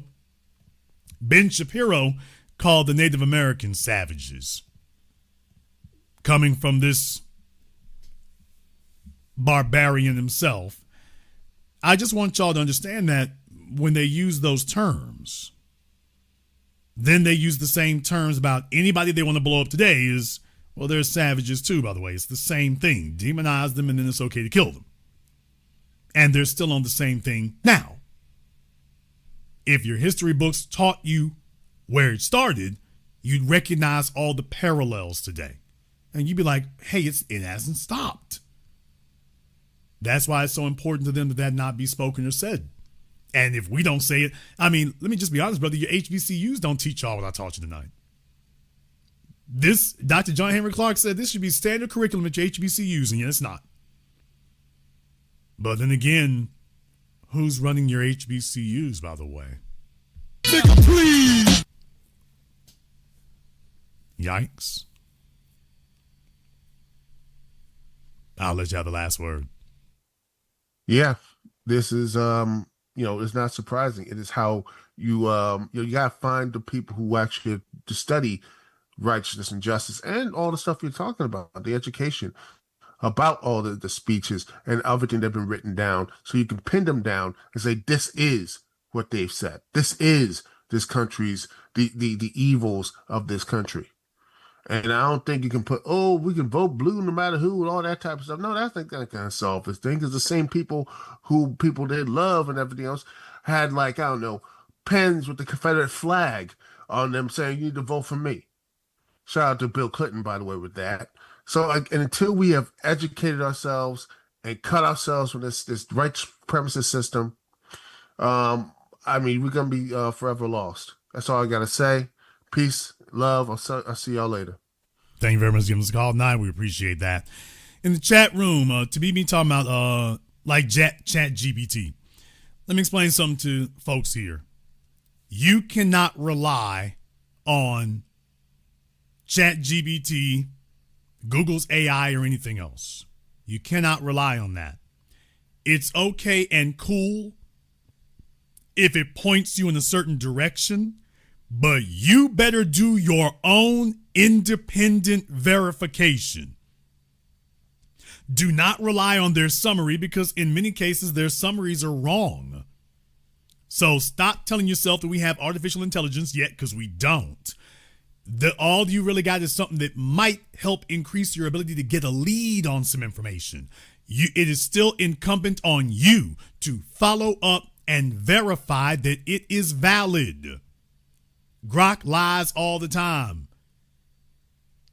Google's AI is wrong all the time. These AIs are wrong all the time. It is still incumbent on you to research it, check into it, and confirm it. Which is why I didn't show you all AI results. I took you to columbia.edu. This is the man's paper right here. This is not some return from Google AI. This is the actual paper, what he said here. I didn't bring you some AI return.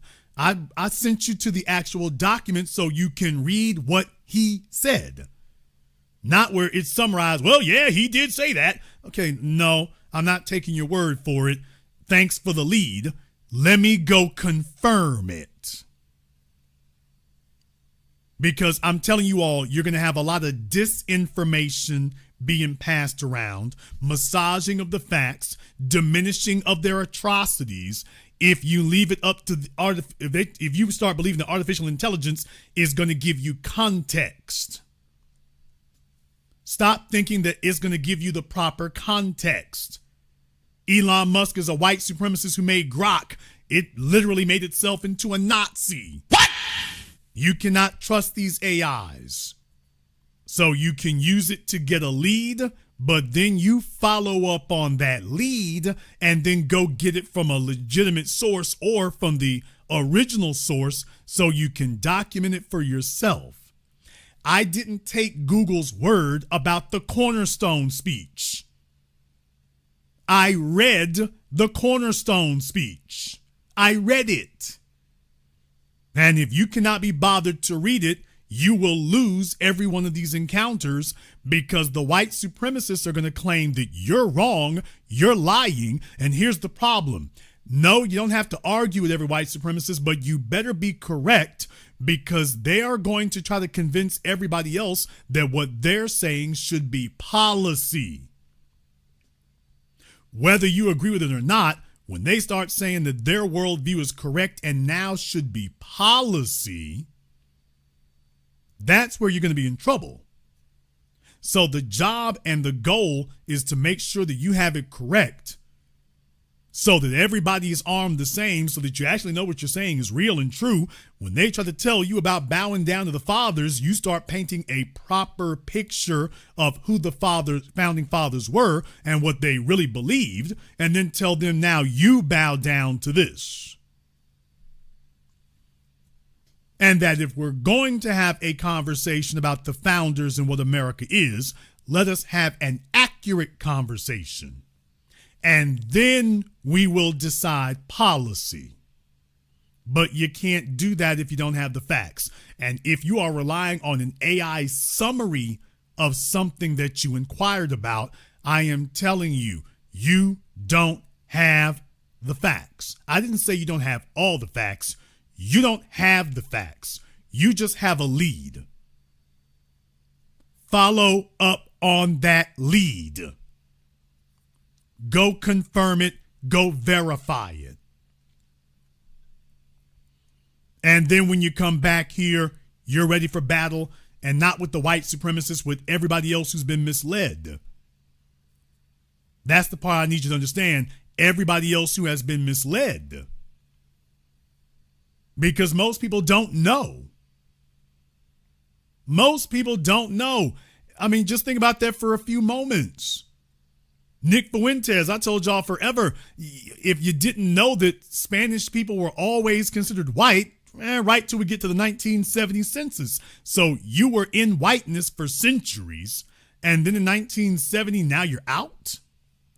Where'd that come from? How'd that happen? How was it you were in whiteness all this time, and then in 1970, you're out? And who are these little weirdos over here with last names like Fuentes and whatnot, and claiming that they're part of whiteness? And then you'll have some white supremacist somewhere talking crazy And then you have to remind them that actually you're not white either. Megyn Kelly. Damn. Bill O'Reilly. Damn. Sean Hannity. Damn. Yeah, you Irish people. Megyn Kelly, Bill O'Reilly, Sean Hannity. You should be ashamed carrying the banner of white supremacy, considering the fact that it's only been the last 80 years that you were considered white, conveniently. Now, Bill O'Reilly has written some books recounting history. He knows all this. Bill O'Reilly knows all this. It shows you how eager they all were to finally be accepted into whiteness. So understand something. What I just gave you was the ability to disarm them. When they start trying to wag their finger to you about the virtues of whiteness, don't you understand how quickly you shut them up with, hey, man, you're not white. You've only been considered white for 80 years. You're Irish. You're not white. Martin Scorsese, gangs in New York. You're not white people. You're other than white. Rudy Giuliani, you're other than white. And for those of you, I brought this up tonight because a lot of you have been like, yeah, because it only be the Germans and the Northern Europeans. I'm like, excuse me, no. No, if you don't know the whole story, actually, no. No. This isn't something I just made up. This isn't something new that the 21st century white supremacists have tried to exclude Germans. No. No, the Anglo-Saxons were like, what Germans? What Germans? They ain't white? This is centuries ago. Back when you had the monarchy running things. No wonder your schools don't want to teach you this. Now let me explain why. They don't want to teach you this because they want all of the less than white people to stop questioning their place in the hierarchy and to carry the banner.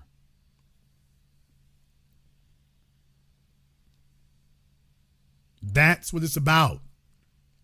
This is about getting the less than white people to put all of that previous history aside, or shall I say those previous facts, and to commit their strength to the cause of carrying the white supremacist banner now.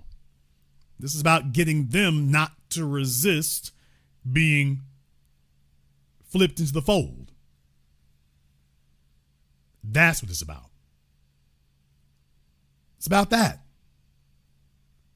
So when you start bringing up that actually you all are not really white, nor were you ever considered, do you all understand what that does to the ideas of Nazi Germany? To the Nick Fuentes's, you ain't white, and even if you wanted to channel Hitler, according to Ben Franklin and the Angles and the Saxons, neither was he. What? Yeah. For those of you who want to say he might have been Jewish or whatever, okay, fine. He certainly was not blonde-headed. For a guy who went around singing the praises of blonde hair and blue eyes, and by the way, the entire hierarchy of the Third Reich, you could count the blonde-headed people on one hand and still have enough fingers to drive.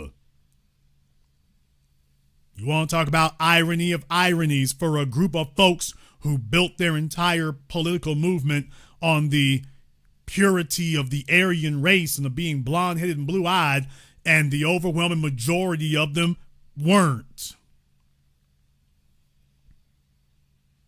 And you still think that white supremacy is based on some sort of empirical fact? You still telling yourself it's based on an actual fact? It's a religion. It's based on your willingness to believe. I didn't say what you believe. I said your willingness to believe. It's based on that.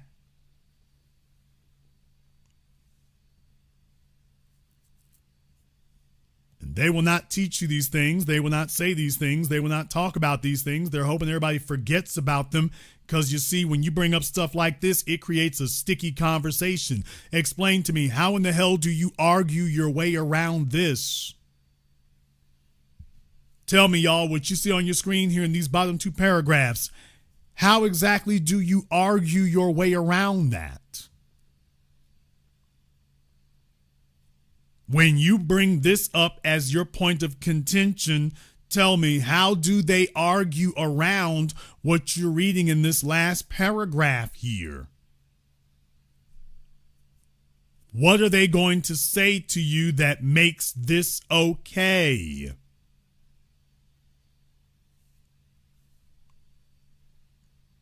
What are they going to say to you to smooth this over for you? And I don't blame Ben Shapiro for trying to do that. He is a pathetic little individual who has a lot to feel pathetic about. He's already been kicked out of whiteness, and he's doing what they always do, is let's see if we can argue the case. Let's see if we can argue the case. Let's see if we can argue the case about that. What do you do when folks are kicking you out? You got to become the whitest person in the room. Hey, if he's got to disinherit someone, it might as well be them. It might as well be them, right? If somebody's going to get disinherited, it might as well be the Greeks instead of Ben. He's trying to do that.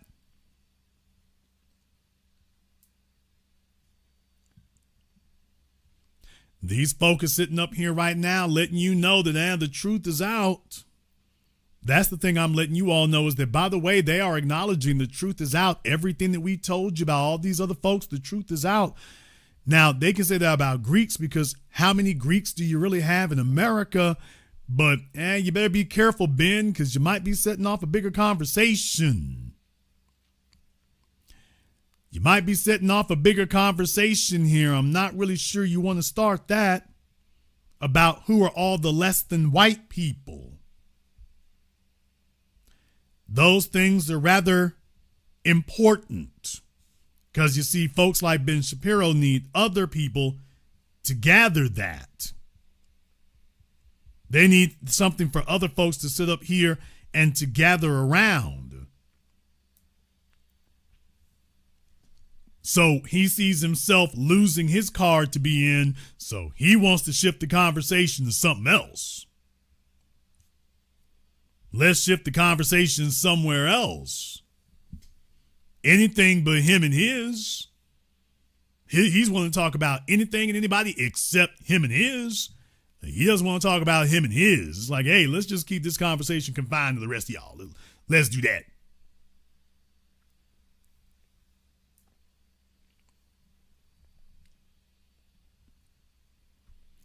So do yourselves a favor out there, man. When you see stuff like this happening, I'm cataloging this for you because I want you to understand, when you see white supremacists like Ben Shapiro throwing Greeks under the bus, when did it become okay to throw the Greeks under the bus? When did it become okay to do that? Asking for a friend, when did it become okay for them to throw the Greeks under the bus? Okay. Go ahead and try that, man. Go ahead and try that. However, I'm not done. Speaking about folks here who are getting their wake-up calls and learning their lessons here. Oh, Don Lemon. You all remember the old days back when we used to be them hardliners. Remember that? All the folks on CNN and stuff. Nobody would fool with us. MSNBC, nobody was talking like us or whatever. Ain't it amazing? As soon as they got to fend for themselves out here in the real world, they all start talking like us. You think that once Donald Trump is gone, it's the end of MAGA? I don't know if it's the end of that sort of attitude. I mean, the MAGA is the closest thing to the modern version of a Nazi party. This is America's version. It's the closest thing without the Holocaust and all that stuff. That sort of mindset. That's what MAGA is, because most intelligent people are logical people. When they get new information, and if that information is negative or not factual, then they change their minds. They go, oh, well, I wish I had known better. And now that I have this information, then I can readjust. No matter no matter how many facts and how much information you give them about this presidency, about the policies, they don't change their minds because they're really not voting for the price of eggs. They're voting for white supremacy. The price of eggs. They're voting for white supremacy because they're really not voting for the price of eggs. They're voting for white supremacy. With his legs crossed all dainty. In any case, yeah, y'all. First of all, I would be remiss if I did not acknowledge the life's work of our brother Neely Fuller. May he rest in power. I would be remiss if I did not do that. I'd be remiss if I didn't. Brother Neely Fuller dedicated his life to changing and solidifying the way in which we thought and addressed these issues. He was really the tip of the spear about the fact that there's only one racism, white supremacy, and that we would be far better labeling it as what it is. If nothing else, I will say that Brother Neely Fuller at least had the satisfaction of watching it in his lifetime. Brother Neely Fuller watched in his lifetime as the national and global vocabulary about racism changed, that we no longer referred to it as racism, we referred to it as white supremacy, and he witnessed that change happen in his lifetime. He witnessed presidents and politicians refer to it as that in his lifetime. And in true Neely Fuller fashion, when it was brought up to him, he acknowledged that it happened. He said, I'm glad to see that. Now on to the next thing. Classic Neely Fuller, completely unsatisfied to rest on his laurels. He acknowledged that the vocabulary and the lexicon had changed and that we needed to keep pressing it on to the next thing. Now that you've done that, now you move on to the next thing. So, rest in power to Brother Neely Fuller. However, I will say one thing here. You know, Don, it would have been nice if these were the conversations that we could have had on CNN, MSNBC, Headline News, ABC, CBS. It would have been nice if we could have had these conversations a decade and a half ago. It would have been nice if we could have done that. It would have been nice if instead of you all kissing Barack Obama's LGBT ass, talking about post-racial America, it would have been real nice if you all had shot that down from the very beginning. That would have been nice, but of course it is very difficult to speak against white supremacy when you're sleeping with it. Damn!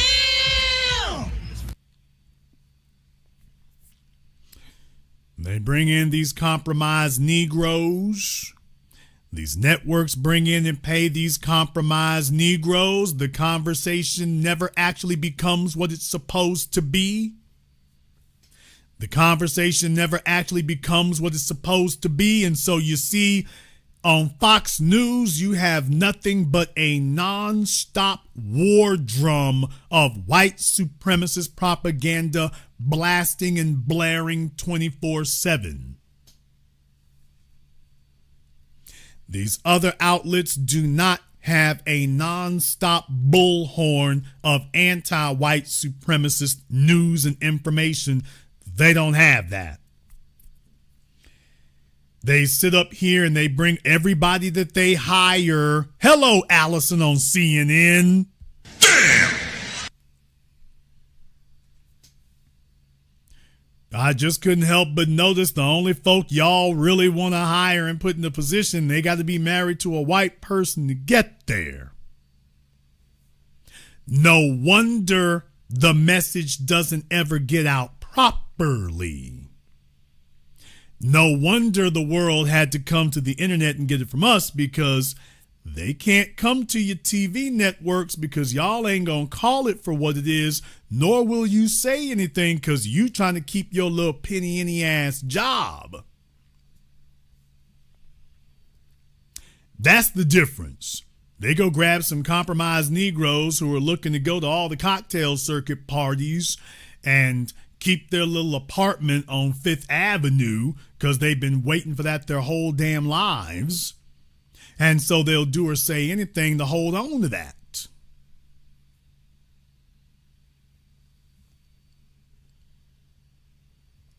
And it's only when they lose their little positions, when they got to come fend for themselves. Why is it they don't just keep talking the way they were on cable TV? When y'all were on cable TV, keep that. Yes, I know Joy Reid. I told y'all as soon as Joy Reid got fired, I said she's going to be speaking just like us. I told you all she's going to be speaking just like us. They all go through the same villain arc. They're going to be speaking just like us. And sure enough, when they want to sit up here and criticize and, them folks can stay home and just stay on the couch. And okay. Well, I'll be damned, Joy, you wasn't talking like that a couple years ago. And your ass wasn't talking like that 2 years ago when you were sitting in front of Kamala Harris trying to get an interview. You weren't talking about the couch then.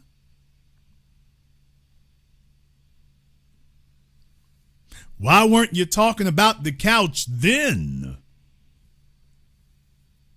When she was sitting in front of you. So you ain't changed? You don't have any of us fooled over here on this side. None of us on this side are fooled. You're still the same old Joy Reid. And if them white folk offer you a TV job tomorrow, all we're going to hear is the front door slam and the wheels on your little Mini Cooper go skidding off. That's all we're going to hear.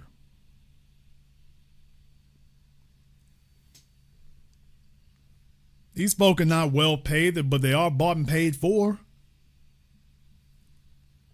So I just want y'all to know, it's like, hey, man, if they really want to beat this drum, they would have been doing that then. Their white colleagues don't have a problem doing that. They would have been doing this then. They would have been doing this when it mattered. They would have been doing this when it counted. They would have been doing this then. They're only doing this now because they're on the outs. They're on the outs, and don't be fooled by it. They do the little saber rattling for a minute. But please understand, these are people who met the Obamas. They know the Obamas, and they want to stay part of those social circles. See, y'all got to understand, those of you who are here among the field Negroes, you actually have a freedom and an autonomy that all the bought and paid for niggas don't have.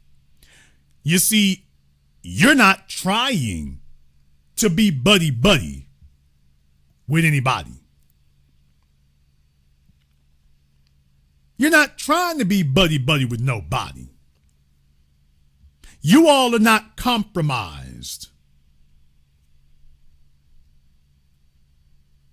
That's a freedom that you all have that they don't. You can speak your minds because you're not worried about being invited to somebody's fish fry cookout, presidential library, or their post-presidential freak-off.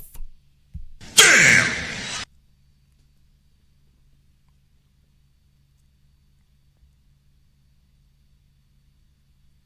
See, that's a superpower that you have. The other thing is, most of the rest of y'all are not worried about these people out here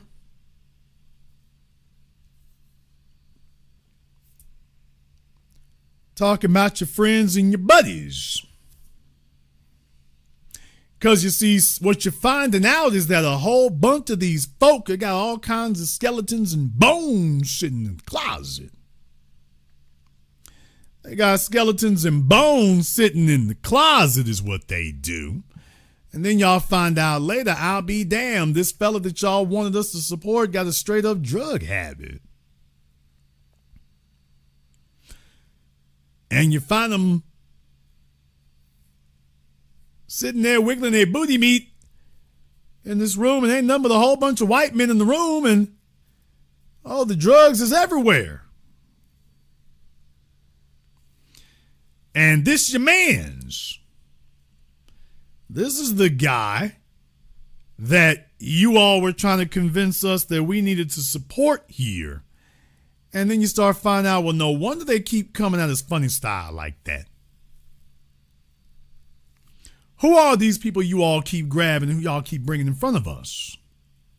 Who are they? What are they really about? What do they really stand for?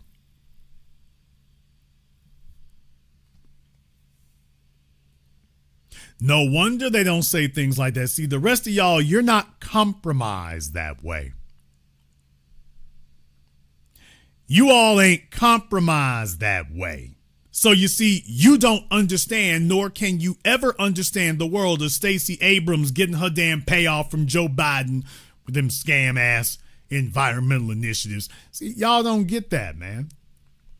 You all are not on the payroll like that. You're not on the take. You're not standing in line to get some goodies or a pat on the head. So just understand how different your world is from theirs. These folks basically make their bones and their reputation by giving people the idea that they're on the inside. The kiss of death for them would be having it stated publicly that they are not on the inside.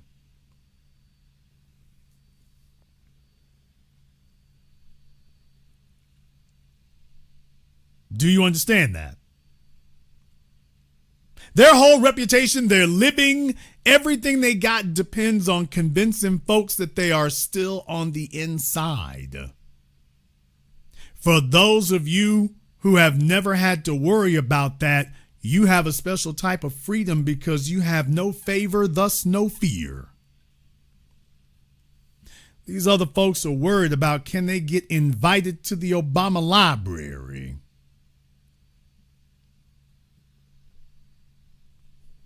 The rest of you are not worried about that. But that is of paramount concern to them, is getting back in and showing that they got that.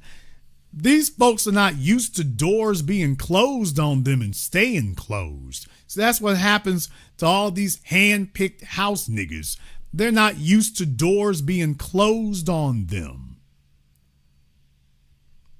You want to know the real reason why you can get them for the freak off is because they're not, these are not stand-up individuals. The doors have never really been closed and they're terrified to death of what would happen if it would be. So the entirety of their life being is to make sure that's not the case.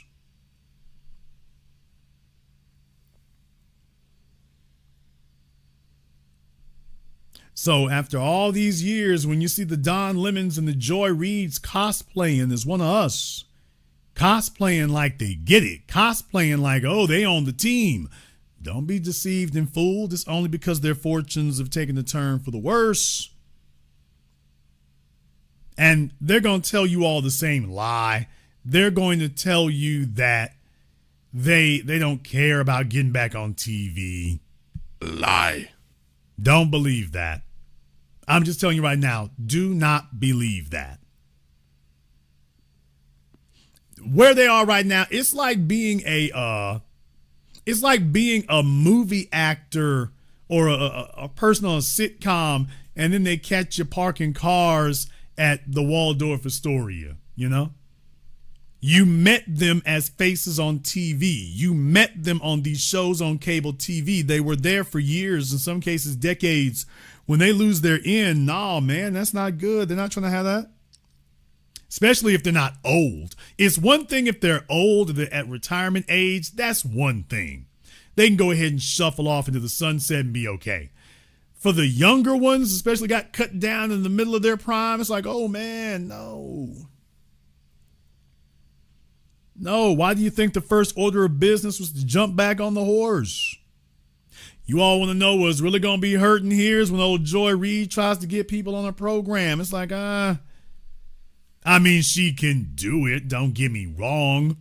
But it's going to be just like with the white supremacists. It's like, who's your audience, man? You're going to sit there and sing the praises of the Obamas and how great that was? Or how much better things could have been if only we could have had Kamala Harris as president? Oh, please.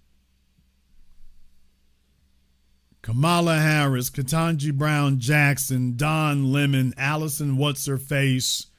What do they all have in common? What do they all have in common? Is there any white person around these parts who gets raised up, married to a black person? Is there anybody around these parts who gets raised up like that?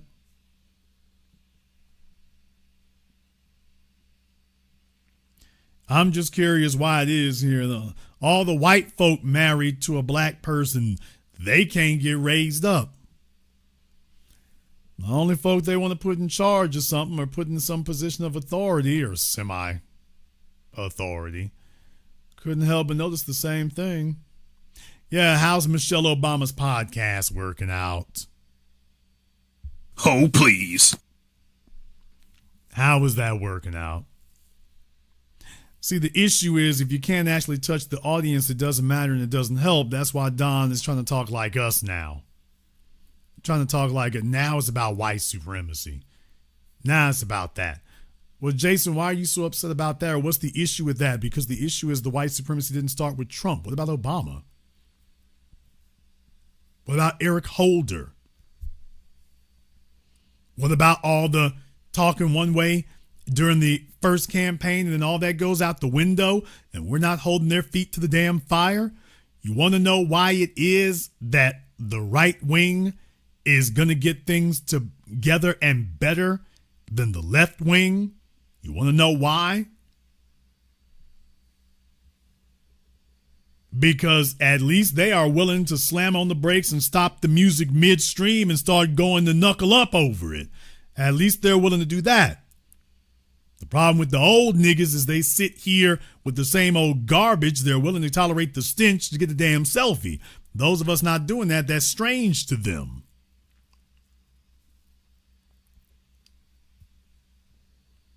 That's strange to them. They're just talking to the same people.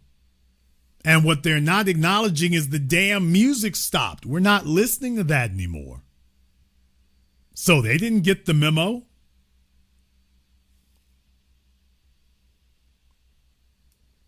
Explain to me why it is that none of these people have shut these folk down like that. Let me tell y'all, they should have been on Megyn Kelly's program and clowned her. It's not hard. It's not difficult. But then again, that wouldn't really occur now, would it? Hey, folks. Who is Megyn Kelly's attorney? Friedman? Brian Friedman? Yeah. I think that's Megyn Kelly's attorney is Brian Friedman. Okay. Hey, y'all. When Don Lemon got fired from CNN, who was his attorney?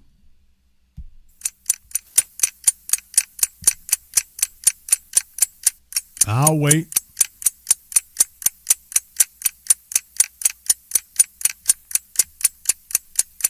Asking for a friend.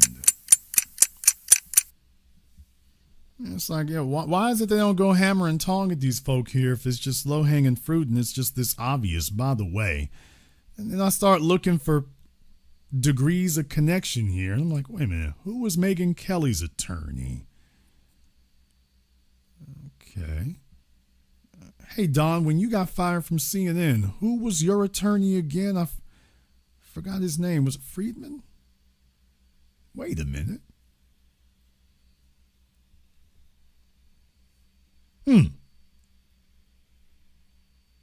Yeah, I'm about to say, did it strike y'all like that? Did it strike y'all like that when you go take a look at that? Well, no wonder you can't get anybody to really, to really sit up here and break the white supremacists down and make some viral moments out of them. No wonder you don't get that.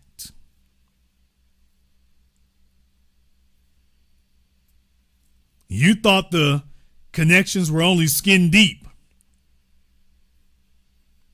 You thought the connections were only skin deep. You thought it just stopped at they were in the same industry. I'm like, oh man. Y'all don't know what's going on. If y'all knew how many of these folk know each other, and it's WWE, man. It's WWE. It's like with the police. The police consider themselves to be part of a fraternity and you're not in it. The politicians consider themselves to be part of a fraternity and you're not in it. The judges and the lawyers consider themselves part of a fraternity and you're not in it. And the folks in TV news, they consider themselves to be part of a fraternity and you're not in it.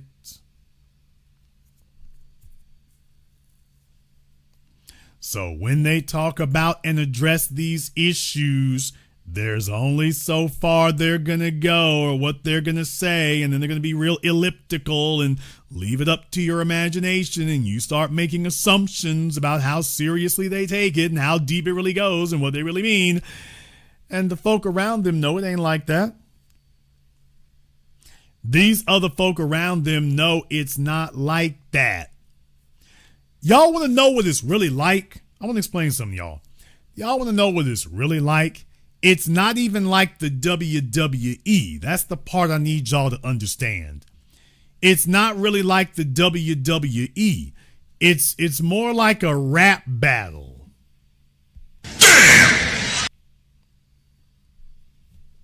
It's more like a rap battle or a boxing match. It's more like that.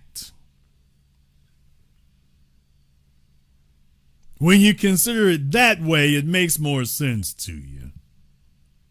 So things will be rough and tumble and whatnot, but they consider themselves to be the elite in their position of what's happening. So no, not performative. I mean, no, not really performative. No.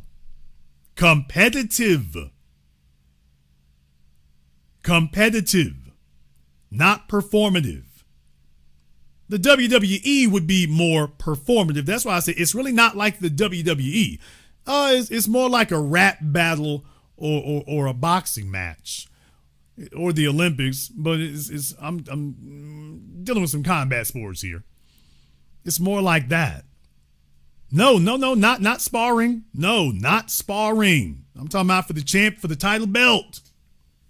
No, not sparring. I'm talking about for the championship belt. Somebody might get a broken orbital socket. Somebody might get their calf broken in half. Kurt Angle at the Olympics, somebody might get a broken neck. You might get a torn ACL, MCL. So no, not performative. No, not performative, not sparring. No, it's competitive. But what I'm saying is also it's only every once in a while that you see folk wilding out outside the octagon, for example.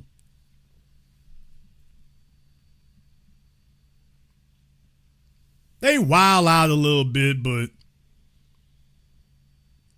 they jump around outside the octagon, but that's rare. What is the rule that usually happens even if the score goes to the judges, even if it does that, what happens then? In the chat room, YGJ Forever needs to give me a call on Zoom. You got 2 minutes. So glad you asked that question. You got 2 minutes to be on Zoom, YGJ Forever. So you got 2 minutes, and we'll go ahead and discuss that with you. So I want you all to understand, I mean, when you watch, MMA or something, man, it's like folk get injured over there. They get injured for real. That's not performative. That's not sparring.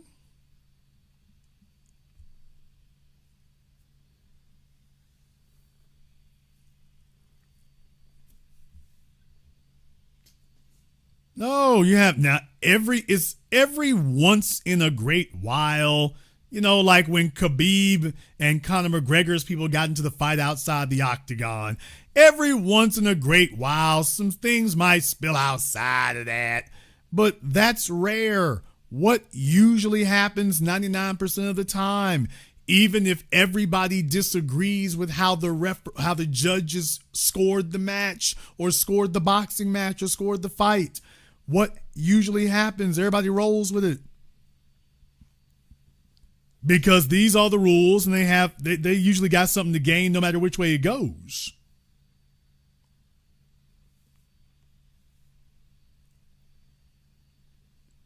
That's the thing I want you to understand. I'm not telling you that there are not real stakes, because there are. I'm not telling you that there are not real injuries, because there are. However, you need to understand it within this context over here, that for these folk, they consider themselves members of a fraternity, and that all these things that happen, that's part of the game. When you all watch football, for those of y'all who are old football heads, y'all remember some of the stuff that used to happen in football? How many of y'all remember the old days and whatnot? Lyle Alzado and Reggie White. I'm not talking about the steroids part. I'm talking about like clunking folk in the head. Y'all remember what Reggie White used to do? Y'all remember how Reggie White used to do? They're talking about when he was a great rusher, but man, look here. Reggie would throw that damn forearm. Y'all know that. If you hit the line against Reggie, hey, when they say hut, you better duck. Reggie ain't throwing a shoulder. Reggie throwing a straight forearm out there. I mean, and Reggie just won. They in the chat room saying the names now. Y'all know how they did it. Yeah, you can't do that today. But in the old days, okay. You got these young fellas complaining about getting tripped and this, that, and the other. Man, look here.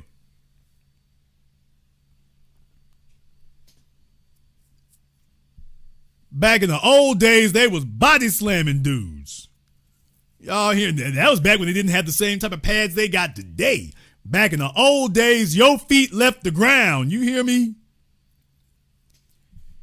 Back in the old days, your feet left the ground. I mean, they got the biggest, meanest son of a gun out there. I mean, he about 2 inches away from doing a life sentence for manslaughter. And they said, you know what? You'd be a good football player. Why don't you sign right here?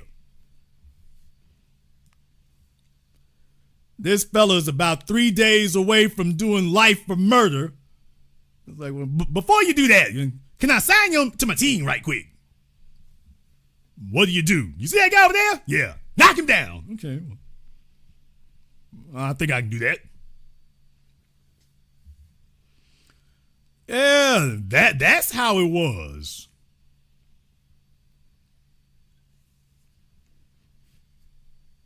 And what I'm saying is, we ain't going to talk about basketball. We're not even going to talk about the old days in basketball. Today, boy, if you get the ball in basketball today, they basically just let you run all the way to the other basket, basically. And by run, I do mean run because they don't even dribble anymore. Nigga, what? Hey, y'all, they don't even dribble anymore in basketball. Like, I thought it was you could take 2 steps for a dribble. Man, I'm watching folk taking 5 and 6 and 7 steps. I mean, they talking about most layups. I'm like, he should be getting most rushing yards. What? Yeah, LeBron ain't number 1 in layups. He's number 1 in rushing yards at the NBA right now. I mean, these dudes are taking 5 and 6 steps. Traveling, dude, they're not traveling, they're touring. They're not traveling, y'all, they're touring. They're touring, not traveling. No, what you did in your Uber today was traveling. These dudes is touring. That ball hit that court twice from one end to the other. Down. He done stepped about 10, 12 steps. Drop it again. 10, 12. Referee just sitting there looking. I mean, the referees are just sitting there watching. So I'm just sitting at home like, okay, did he just take 4 steps? And he took 4 steps. Nobody touched him. Nobody's moving. It's like, okay. They all just counting their endorsement money now. They're just counting their endorsement money.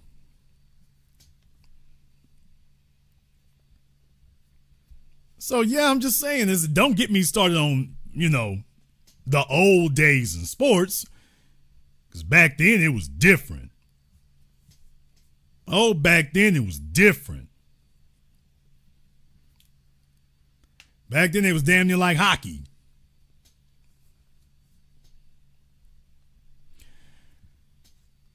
Almost like hockey. But I digress, because we used to have goons back then. But my point is, that was part of the game. That was part of the game, man. Everybody understood that. That was part of the game. When you see these folks on cable TV, I want you to understand that they see it the same way. So it's not performative. There really is a championship to win. If you really win it, you're on top. If you really don't, you're not.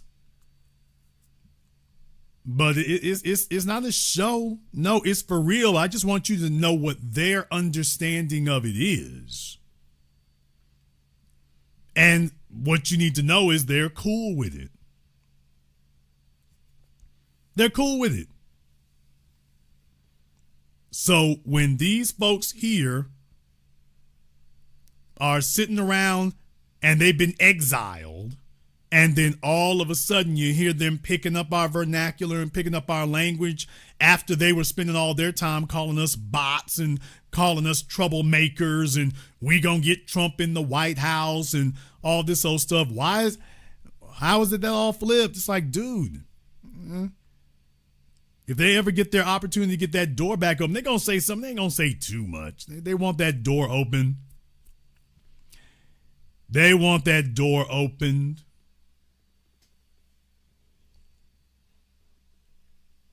Y'all don't know what it's like to go to CNN Center in Atlanta and they actually open the door for you and all that. They don't know that. So they get used to it. This is what they came for. For you, you're like, I'm trying to survive out here on these streets. With the rest of these folk, when they talk about going to the White House, they mean going to the White House to go see the president. Everybody else on the outside looking in. So as far as they're concerned, that's problematic.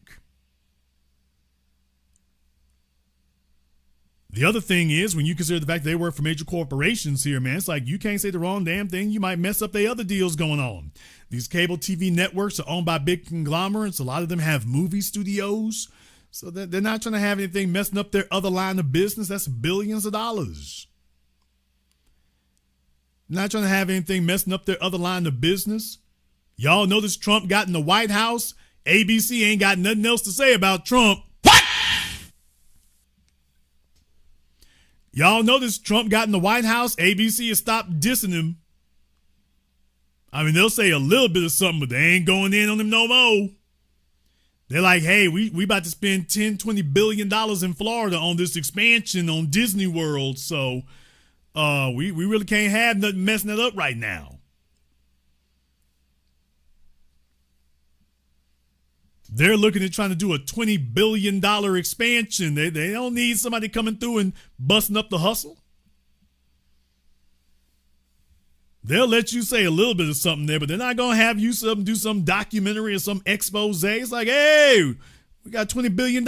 We just got through fighting with DeSantis. No, let's just say a little bit. They'll say, well, we give journalistic integrity. And they say all that stuff right there. Okay. As soon as that man let them know, hey, look, we ain't doing nothing else with it. Brother, if you don't know about the expansion, Google is your friend. Just Google's your buddy. In any case, yeah, y'all, you think they're going to let somebody get up there and go say the wrong damn thing? It's like, hey, we went to Goldman Sachs. We got our money together here. You're not going to sit up here and do that?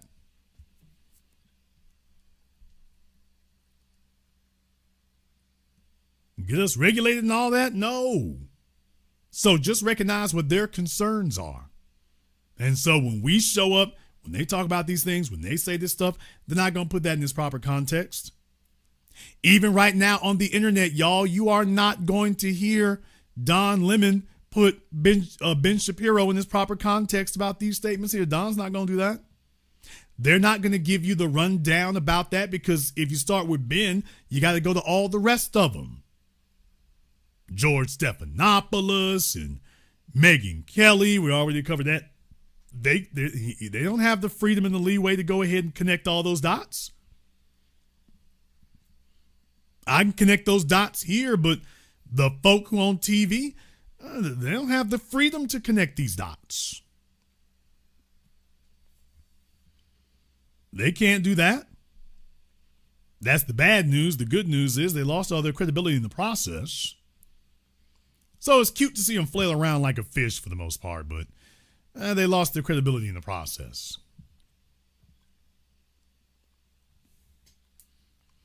And to all the folks who have any questions about this, let me just say one more thing. To anybody out there who's like, well, do you have any regrets about that now that Trump done did this, that, and the other? My answer is nope. Damn! He has not done anything that I did not expect he would do. Nothing. Well, then, why don't you have a problem with it? Because at least you know what you're going to get. Instead of some lion-ass jive turkey that Nancy Pelosi and Tom Daschle selected to sit up here and deceive you. At least with Trump, you know what the hell you're going to get. And everybody catching a fade now. So at the very least, it's everybody catching one. The folks who voted for him, the folks who didn't vote for him, everybody getting something. Yes, we knew that we were allowing you to elect your King Saul. We knew that we were allowing you to elect the madman. And we're like, yes, this is exactly what we want. This was exactly what we wanted to have. Somebody who's going to make sure everybody catch it. The only difference is now we're not pretending that that's not what's happening. We're not pretending that we got some friends somewhere. We're not pretending that it's okay. No, we know exactly what it is. We know what it is. We see what it is. We get it. We get it. They didn't think they'd ever see a day we'd be cool with that. It's like, yeah, you know what? If it's going to be hardship, at least let it be passed around evenly. At least let it be passed around evenly, because let me explain something to you. Y'all remember that after Mike Brown got killed, I got to remind y'all of that. After Mike Brown got killed, you all do remember, see, this is why we got to make sure we keep on top of that. After Mike Brown got killed, y'all do remember old Don was out there in the streets after that, remember? Oh, I gotta go digging through the crates. 10 years ago, we remember old Don was out there in the streets too. You see, when it was George Zimmerman and the white supremacists doing their thing, it exposed the coons and the sellouts and everything, and the folks soft shoeing. Y'all remember old Don was out there, remember? I got to go back to the crates. I was broadcasting back then.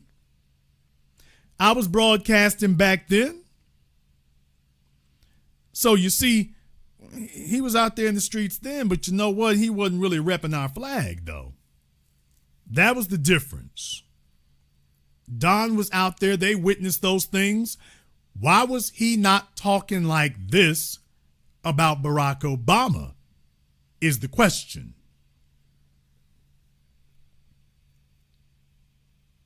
When Barack Obama was rubber stamping these things and letting the white supremacists run wild, we were talking about it. We were protesting it. We were objecting to it. What about Don?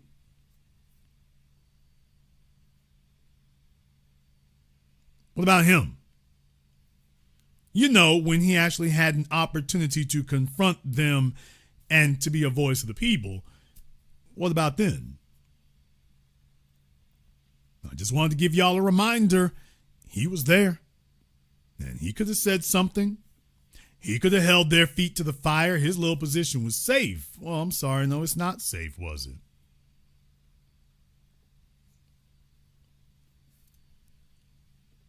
So, no, we're not bothered. No, we are not bothered at all. As a matter of fact, we'll see if it gets a little bit worse here because, you see, people love to play dumb. But when everybody starts suffering, all of a sudden their tolerance for playing dumb starts getting thinner and thinner. It's going to take a little while before it gets severe enough for them to just go ahead and let it go. But don't be deceived. Don't be deceived. We're going to go ahead and wrap things up here tonight. If you are new here to the Black Channel, welcome to the Haven of Intelligent Black Thought. We do this every weekend, holidays, some days in between. So click that subscribe button and notification button. Join us each and every time that we're here. If you haven't been to blackchannelfilms.com, check out our groundbreaking best-selling documentary work at blackchannelfilms.com. I want to thank all of you for tuning in to tonight's program. Thank you for liking, subscribing, and sharing. And this concludes tonight's broadcast of the Black Channel. I am your host, your brother, your humble servant, the Black Authority. And until next time, my brothers and sisters from around the world, remember, black is the future, and the future is uncompromising.